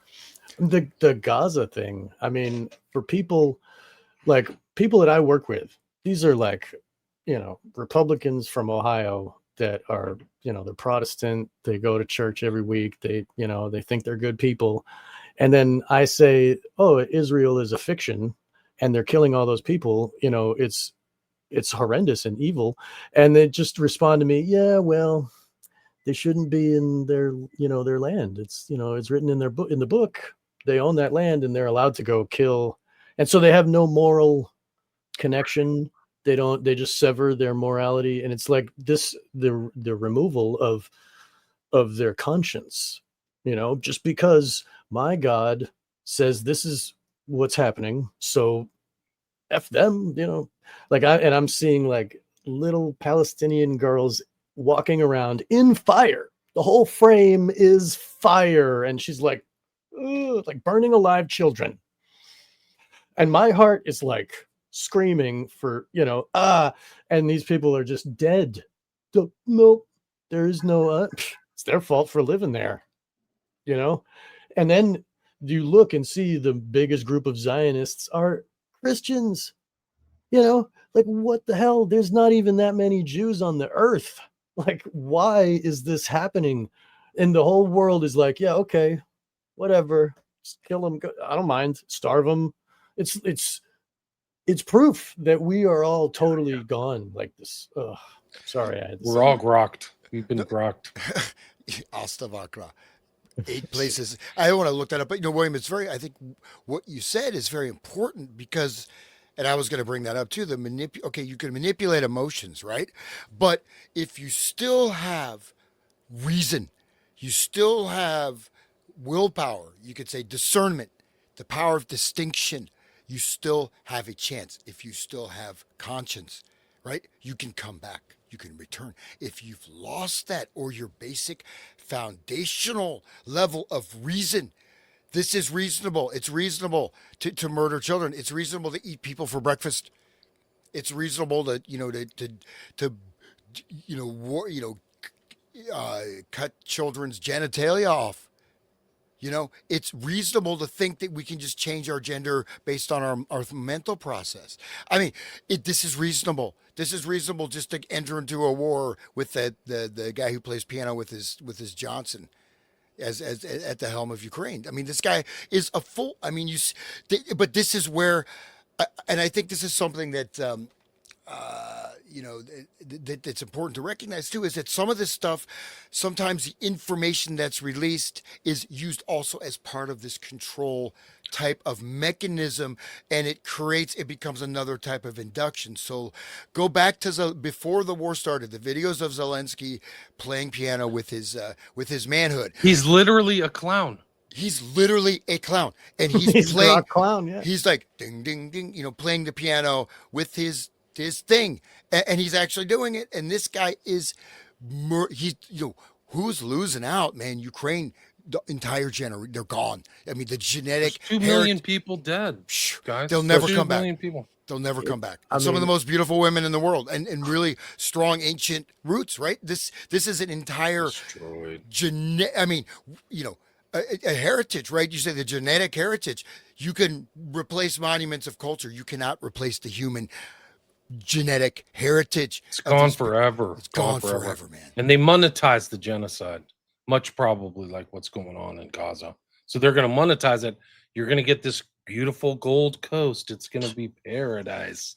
Like, it's going to be haunted land. Like, I wouldn't even set foot on that land. It's so disgusting what they're doing. Like, it's really just a crime against humanity. Think It's a crime. about It doesn't matter what these labels you put on it. It's a little kid, like you said, being immolated in some fire. Like, where's your conscience? It's gone. It's gone. and they're doing that in the Holy Land. They're desecrating the Holy Land. It's an F you to God. Oh, sorry, guys, but really, it is. This is bad. It's a really bad situation. But this mind controls all. Let's try to finish this Right. one up, Okay. and then I'd like to just kind of put this intro into context to the film, because there's themes in here that relate to stuff we talked about with Manchurian Candidate. And William, we're going to let you talk because we're both kind of we're like This steamrolling is over great. you. No, it's all, I love this, man. This is great stuff because it's the riffs is how you see things in context. You know what I mean? Like, you want to contextualize this information. I think there's really a reason why this is never talked about. Walter Bulwark's book's very important, and so is Condon. Like, it should be in the, and it is. It actually is. Like, I'll play a couple videos. Like, people are starting to talk more about the Manchurian Candidate and reverence it because of our talks, at least partially. So there's like Tucker Carlson is starting to ask questions about hypnosis now and have guests on about hypnosis, and it's interesting to He's watch. watching our show, man. Oh, he's getting information somewhere. It's in the zeitgeist now, and it's pretty clear. And what it's happened to me in the past. Well, somebody a lot more of the guy's super influential, man. I mean, God bless him, but somebody way more influential kind of absorbs the research and a little bit of the persona into their act. to kind of absorb. It's kind of like a competitive thing. So instead of giving somebody credit for it or reaching out or doing something like that, it's like this subtle kind of thing. Like I've seen it with, I don't want to name some of these other names, but it's an interesting to watch the phenomenon take place. They also may have research assistants who go through all the he shows. has a team, bro. I mean, it's just me and my dog. I bet he has one of If only those we kind could of have like, a team. Yeah. he has one of those data scouring. So every time his name is mentioned in any podcast, it comes up, it goes to his team, and he tries to figure out who's saying what about him, where and why. Like all those guys at the very top, like him, they have teams that just like social media management, you know. There's no question about it. He has investors, like people invested for his company. You know, if somebody wants to invest $15 million in me, I'm willing to discuss it. But he's like had investors in tens of millions of dollars. So I think he, in a certain way, though, he does. People say, okay, whatever, CIA connected for sure. But he's like probably one of the last bastions. And again, notice the term WASP, right? White Anglo-Saxon Protestant. Who made up that term? Why do we say WASP? You know what I mean? Think about that. This is an example of how ingrained these type of things through language, through that. But anyways, like that last East Coast elite, there's not much of it left, but I think this is like one of the last holdouts of people that aren't compromised. But again, I think you're right. If you still have a conscience, you still have access to free will and reason. But the eubulia, which is loss of will, right? People have lost their will. And once you've lost your will, and if you've lost your conscience, at least if you have some type of conscience, you have a potential to come back from no matter how far down you are. If you've lost that, if you've given it away, and you've lost your reason, you are functionally insane. And you're just a puppet, man. You're not even a human being anymore. You're a zombie, right? Just like you said. Wow. Just like Howard said. That's great. Okay. All right. One more paragraph here. The threatening state of American political leadership over the last 15 years, it's been longer now. This is 77, right? Yeah, pre 9/11. Geez. Okay. So over the last 15 years may seem to murmur that the magnetic and attractive personalities might rather not resist the destruction of democratic institutions by effectively exploiting these shocking gains into the control of minds. It might even be wise to consider Walter Bowart's real evidence herein than to do what we can to protect ourselves, if that proud right with the love of freedom has not been atrophied by the latest communications techniques. There is an alternative.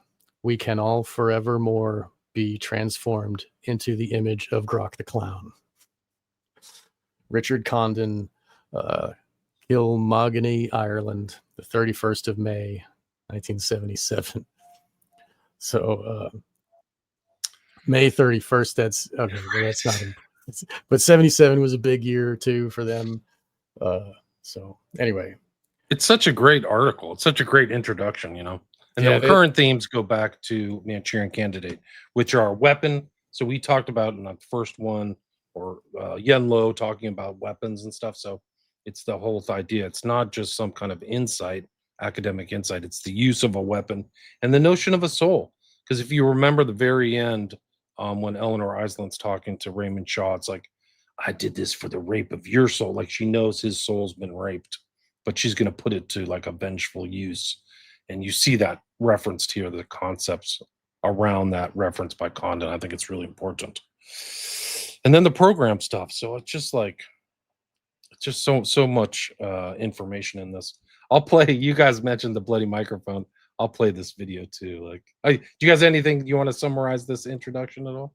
I just want to say that, I mean, we pretty much we came to the conclusion in this short little podcast here that mind control is the problem. It really is the only problem. And when people's minds can be controlled, then we are slaves. And that's the opposite of freedom.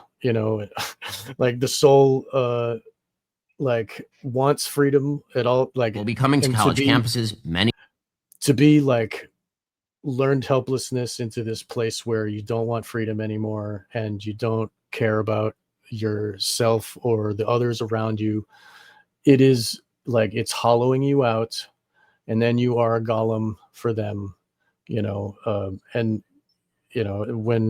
when you meet your maker, like you're gonna have to like fess up to, like, you're gonna have to like account for giving away your free will, because we always do have it.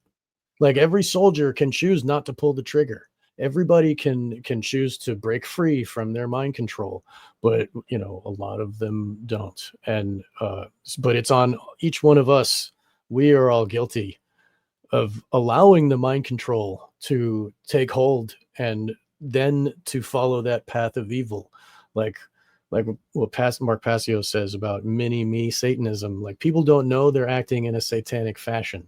They don't realize they're working against themselves and their neighbors, but they continue to, because they are under the illusion this is what's necessary. So, like, in effect, they are all satanic, but they don't even know. They go to church, just like my neighbors or my coworkers. They are satanic. They don't care that this little girl's immolated in the Holy Land. The land where their leader was massacred by evil, and they don't care. And the actual blood relations of the ancient Hebrews are the Palestinians, not the basically Ukrainian, primarily, Khazari and Ashkenazi, Right. who had this incredibly crazed human sacrifice cult, right? The Khazarian Empire, and they were known as just the worst bandits on the planet. And blood ritual sacrifice was their main modus operandi, right? And this is all historical fact that's there. And no, you're absolutely right. And one last thing before we give it to William. Is that you'll never talk again, William? Sorry. The bloody microphone. The bloody microphone. Here you go. You're gonna get it. I'm passing it on. But it's the small fractional decisions that add up and aggregate, right? So it doesn't happen instantly. Okay, it can happen instantly if I want to take my brother's business, so I'm going to murder my brother and steal his wife and put the blame on my some other person. Okay, there are people that are actual criminals, and they do things like this. They probably never had a conscience to begin with, right? But for average people, you can see this progression, and I think we're witnessing just another stage in that, including people celebrating the murder of Charlie Kirk as an example exactly of this. And this can go from just being, slightly selfish to being, whatever it is, indulgent, to if you're now condoning murder, or you're condoning every day you condone what's happening in Gaza. This is further eroding till you get to the point where you cannot return. There's nothing to return to. It's a stepwise progression. You've been grokked out. Yeah. And then once the cult taps you on the shoulder and says, hey, come into this back room and see what we're doing here, and once you participate on camera, then you certainly can't go back out. Like, they got you. You know what I mean? It's like you signed the book of Satan with your blood or some crap. You know what I mean? And then if you continue to like never turn around and be good, then your soul too will be, not allowed to reincarnate or whatever happens. And, whatever happens, like not allowed into heaven or whatever. It's, you're damning yourself with all of these little, and we're like Hans says, if we have like reason and if we have conscience, then we can always come back. But the erosion of the conscience, the more you see it go away, the more that's your chances of coming back are being taken away too. The more you participate in the evil, like it's you're mind controlling yourself at that point, and yeah. So sorry.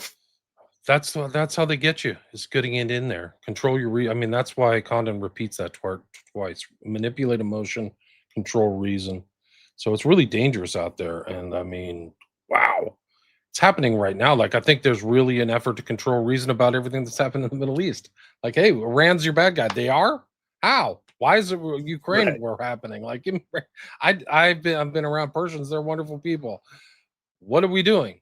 You just don't want them to live in peace, or what's going on? Like, what have they done to me? I haven't done squat to me. So why would I even think about bombing them or do whatever, some kind of crazy strike?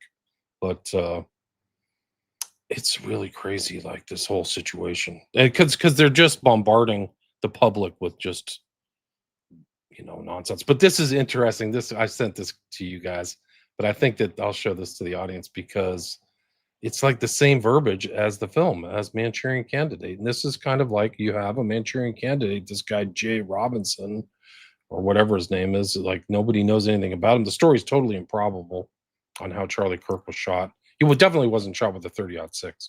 So anybody who tells you that is lying to you. You have to, one of the important things about these events is to actually not just see the event at the time, date, but the September 10th and see who's telling you the stories after the event that don't make any sense. Because there are influencers, there are malign influencers out there. I know some of these names, but they're clearly lying. And that's evidence of coordination.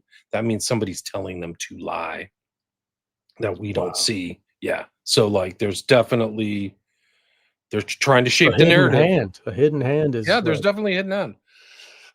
And a lot of these guys in there like, oh yeah, there's 100% tranny. There's 100% 30-06.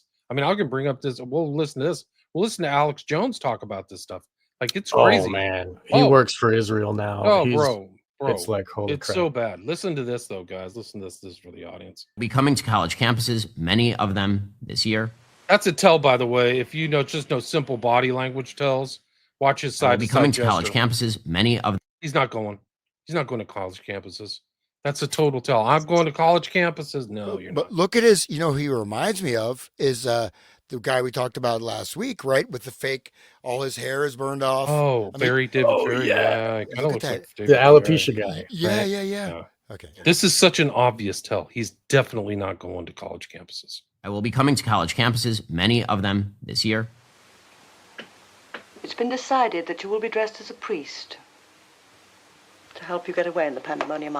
Right. So there's pandemonium. There's a guy who dresses he has three different costumes. That's the story they're telling us. He got on the roof, then he changed his clothes, then he jumped down, then he his rifle barrel suddenly became 12 inches long, and then he jumped back up, then he changed his clothes, then he put his rifle together, and then we found the 30-06. It's like the magic bullet thing. Yeah. Oh yeah. No, we're right back there. Yeah. Chun-Jin will give you a two-piece Soviet Army sniper's rifle that fits Two-piece Soviet rifle that'll fit in. This is like the same kind of nicely stuff. into a special bag. We're going to pick up that blood-stained microphone where Charlie left it. You are to shoot the presidential nominee through the head. And Johnny will rise gallantly to his feet and lift Ben Arthur's body in his arms and stand in front of the microphones and begin to speak. We're going to pick up that blood-stained microphone where Charlie left it.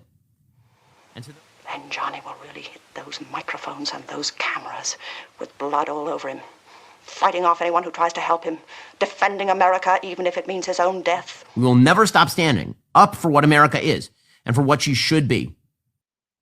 That's perfect. Crazy, bro. That's so well edited perfectly. That's great. I love it. It's the Manchurian Candidate script, man. This is like off the charts. Literally the same. It's like those remakes, you know? It's guys, I mean, and it wasn't even, but he literally, the blood stained. It's the same friggin' exact same script right just there. Just like the blood flag of Hitler. Just like Hitler dipping the flags in the blood. Right, Remember the blood that? flag. Yeah, that's right. And they're the Horst Wessel song. All these people are down and dead. We're gonna remember them. Now go get the trannies. Never it's the forget. Trannies. Yeah, Never it's not me.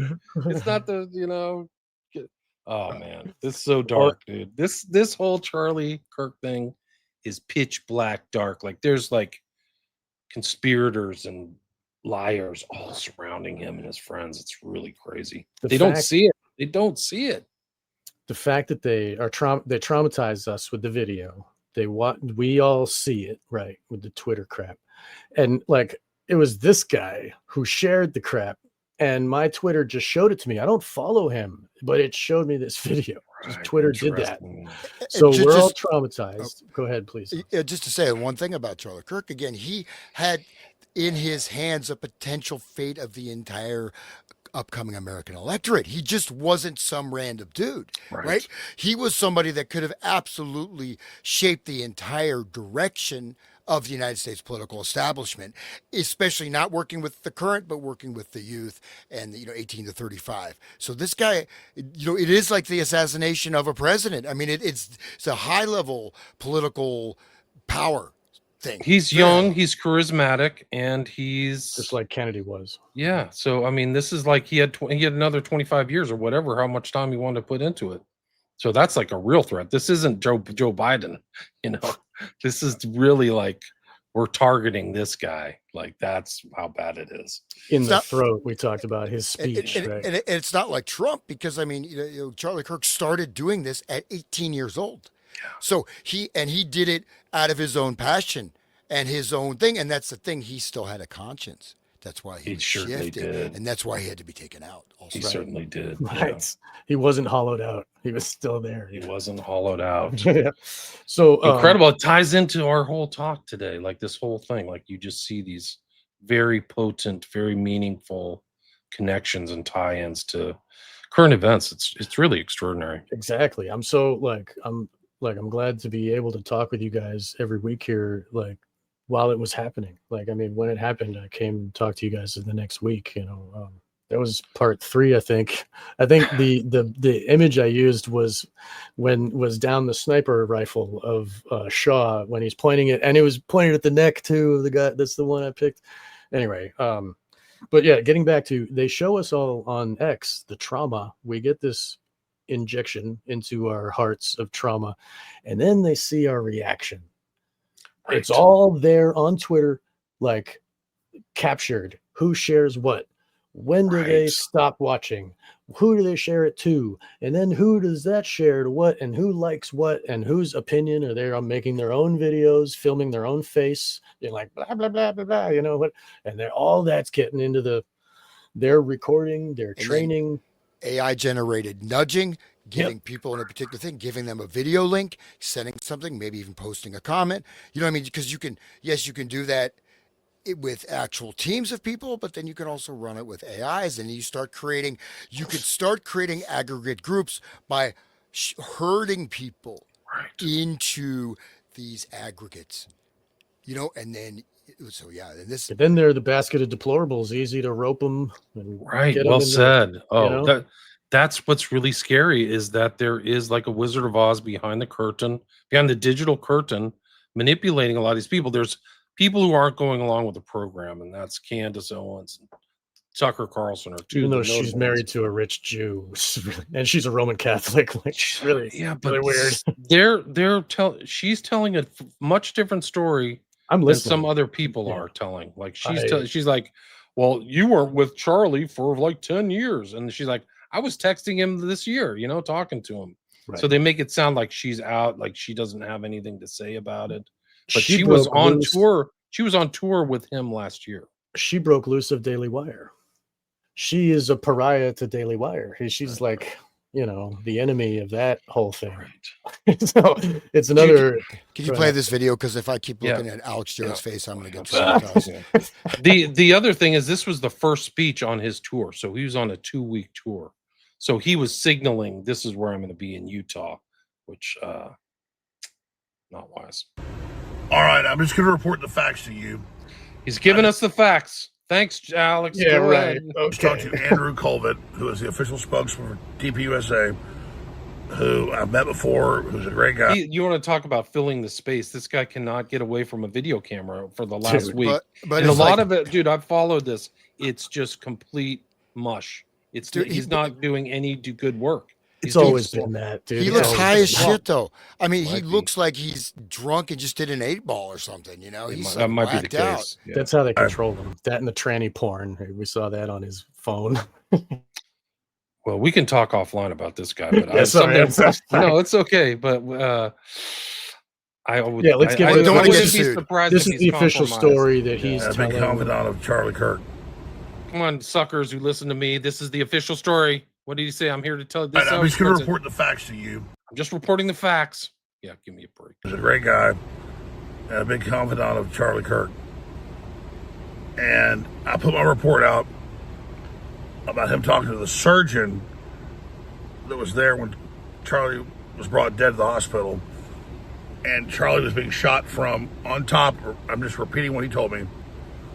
See, it's not me. I'm not promoting the story. I'm just telling you what he told me. He could actually just not report this because it's baloney. He was not shot with a 30-06. I'm sorry. He wasn't. There's no way. I don't think he was brought down to the hospital either. I think he was still alive. Yeah, the guy who when he was, but they said that one of his friends who was right there was in the car with him and said that he just glassed over. His eyes went dead in the car. So and they never came back. Although they got a pulse back apparently. The throat. Listen to this though. This is ridiculous. And he's saying now that no, it didn't go through, which actually makes sense. Now that I think about it, it was coming down and then went. He asked me not to be too graphic, but it went down his spine, exploded in his heart. Fragments went in there, which makes sense. That's what happens, and that the bullet fragments bounced back up. And they found that. So makes this sense. is ballistic. That's what happens. Yeah. Well, that makes sense. Come on, dude. You expect me to believe that? You were saying that he didn't even need to report this. You know, I actually have seen this video. I saw it from Luke Radowski. Like he just played a video of Alex. He didn't even like have an opinion of his own. He's just a repeater. Like it's just going down the line of like all these like supposed like alternative media people. Like I mean, it's full on mind control there. But the throat with the pointing he's doing, that's almost like a hypnotic command trigger, right? Pointing to the throat, so it's happening to the audience, right? And he repeats. It makes sense. See that two fingers like that, right, pushing into his throat.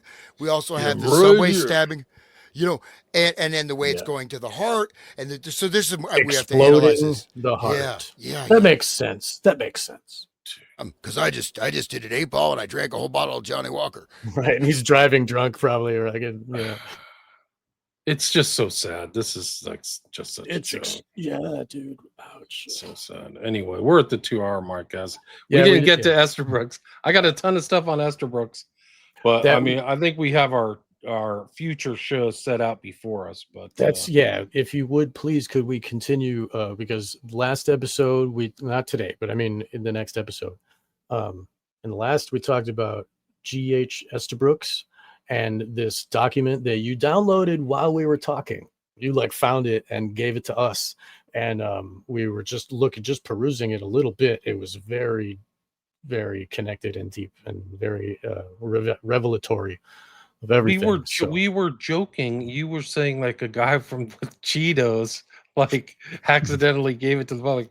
In my opinion, and I'm not over exaggerating, I do believe that this 500-page document is nothing less than the key to every post Manchurian candidate assassination, unless it's taken out of things. But almost everything that happened after Manchurian candidate can be understood by looking at this 500-page document. So the guy who like gave it to the public, God bless you, and it's green-walled from the Black Vault, but like there is so much great information in this 500. I mean, there should be a book on this, but John Greenwald Jr. 2017, like this is the stuff that just comes up, and the guy was probably like sending text to his buddy, like eating Cheetos, like where are we gonna eat today? Panera? Hold on, I gotta send this thing out. I want to go to Chipotle. Chipotle. Who's this guy? This is not important. Yeah, let me just send this email out and I'll go have some lunch with you. But it was, I would very much like to dive into that and look into who G.H. Brooks is and why he was sent. I mean, we already know why he was sending it to FBI, but who he is, and then just like look at this document and then just like kind of scroll through and maybe pick out what we find. And because I'm sure we'll be able to go on an hour more, just riffing on this thing. Dude, this is like 10 hours. You can see their chart. Tolson's, that's his gay lovers reading this stuff, and it's like 1935. It goes back through. This is how you know how much Hoover knew, because this is all over his desk and all over his stuff. He's acquiring this. They're hanging out together. They're giving speeches. Estabrooks is going to D.C. They're talking, and John Edgar Hoover. This is in there. Memorandum for the director. It's not for like some bump. So Hoover ascertains or concludes that this is all important stuff, or important enough to know. But the interplay, I think I talked about last time. You realize that he's starting to ask better and better questions over time. Like, oh, how can this be applied to law enforcement? How can this be done? Like, whoa, now I get it. And Roy Cohn probably had access to all this information because he's got Hoover wearing his dress with the gay parties that Hoover would host, right? Dressed up in his female persona. And then we're back to Manchurian Candidate and the author basing his main criminal, Eleanor, on, Right. what's his face? Right. Cohn. Yeah. Yeah. So, I mean, I look forward to the next episode, and I hope the listeners will look forward as well. And please, William, tell us where we can find you. And we always do that, but still, we want you. New listeners might have not known, so please tell us. William Ramsey Investigates. You can check out my podcast. I have a lot of other stuff on there, a lot of other kind of mind control topics and things like that, but also books. Like I'm doing one today on a guy who wrote, actually, after we're done, about 15 minutes, I'm having on Tim Tate, who was the guy who actually did the Conspiracy of Silence documentary. If you remember that, you couldn't find it. It was never really published. Yeah. That's the one that was pulled, right? From correct. So, it was I'm like having 60 him on. Minutes in Australia, right? It was pulled. Right. It was supposed to be published by a cable company, and then it was secretly bought and taken off the market. But pieces of it kind of came out, and in the early internet history, you could actually see it before it was all censored.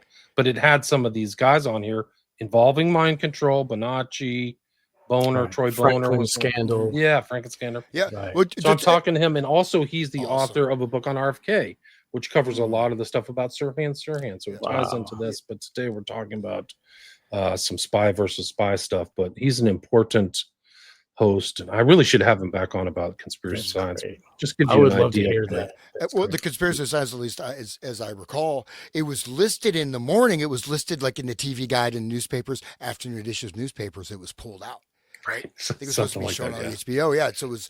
And so then they prosecuted the kids. So the kids who were saying these are all criminal, they were yeah. the ones who got prosecuted, not the criminals. So Yeah, the really one dark. girl that didn't like go back on her statement, she like had the longest prison sentence. Right. Like, well, everybody else They- like they had a Bonacci conscience. recanted and like, yeah. They had a conscience. I think that Troy Boner died mysteriously, and I don't know what happened to Bonacci. But some of the operation, I think the stuff is either in the unredacted version of Operation Mind Control, where they talk about Aquino and what they were doing there, because the Franklin scandal involves some of the stuff. It's unbelievable, but it was redacted from later editions, I think, of Operation Mind Control. I'll have to look into it for the next show, but I got to That's run great. and crap. Thank you so much, William. All right. Yeah. Peace. Thanks, William. Thank you so All right, guys. much. And Peace. just one last thing. When we looked at that last week, he talked about these types of hypnotic inducing trance triggers. I think we just saw one with Alex Jones, the 2 fingers to the neck. That's an example of one of these things. Potentially. I'm throwing that out there, but thank you guys. Thank you, Sean. And it was Thank you, it's Hans. been great. And we're just Peace. we're breaking the sound barrier here. So, On Much to the love. next one. Next to part 5. Part 5. Talk is to you next week. on it. All right, guys. Peace. okay. See Bye-bye. you. Cheers. Later. See you.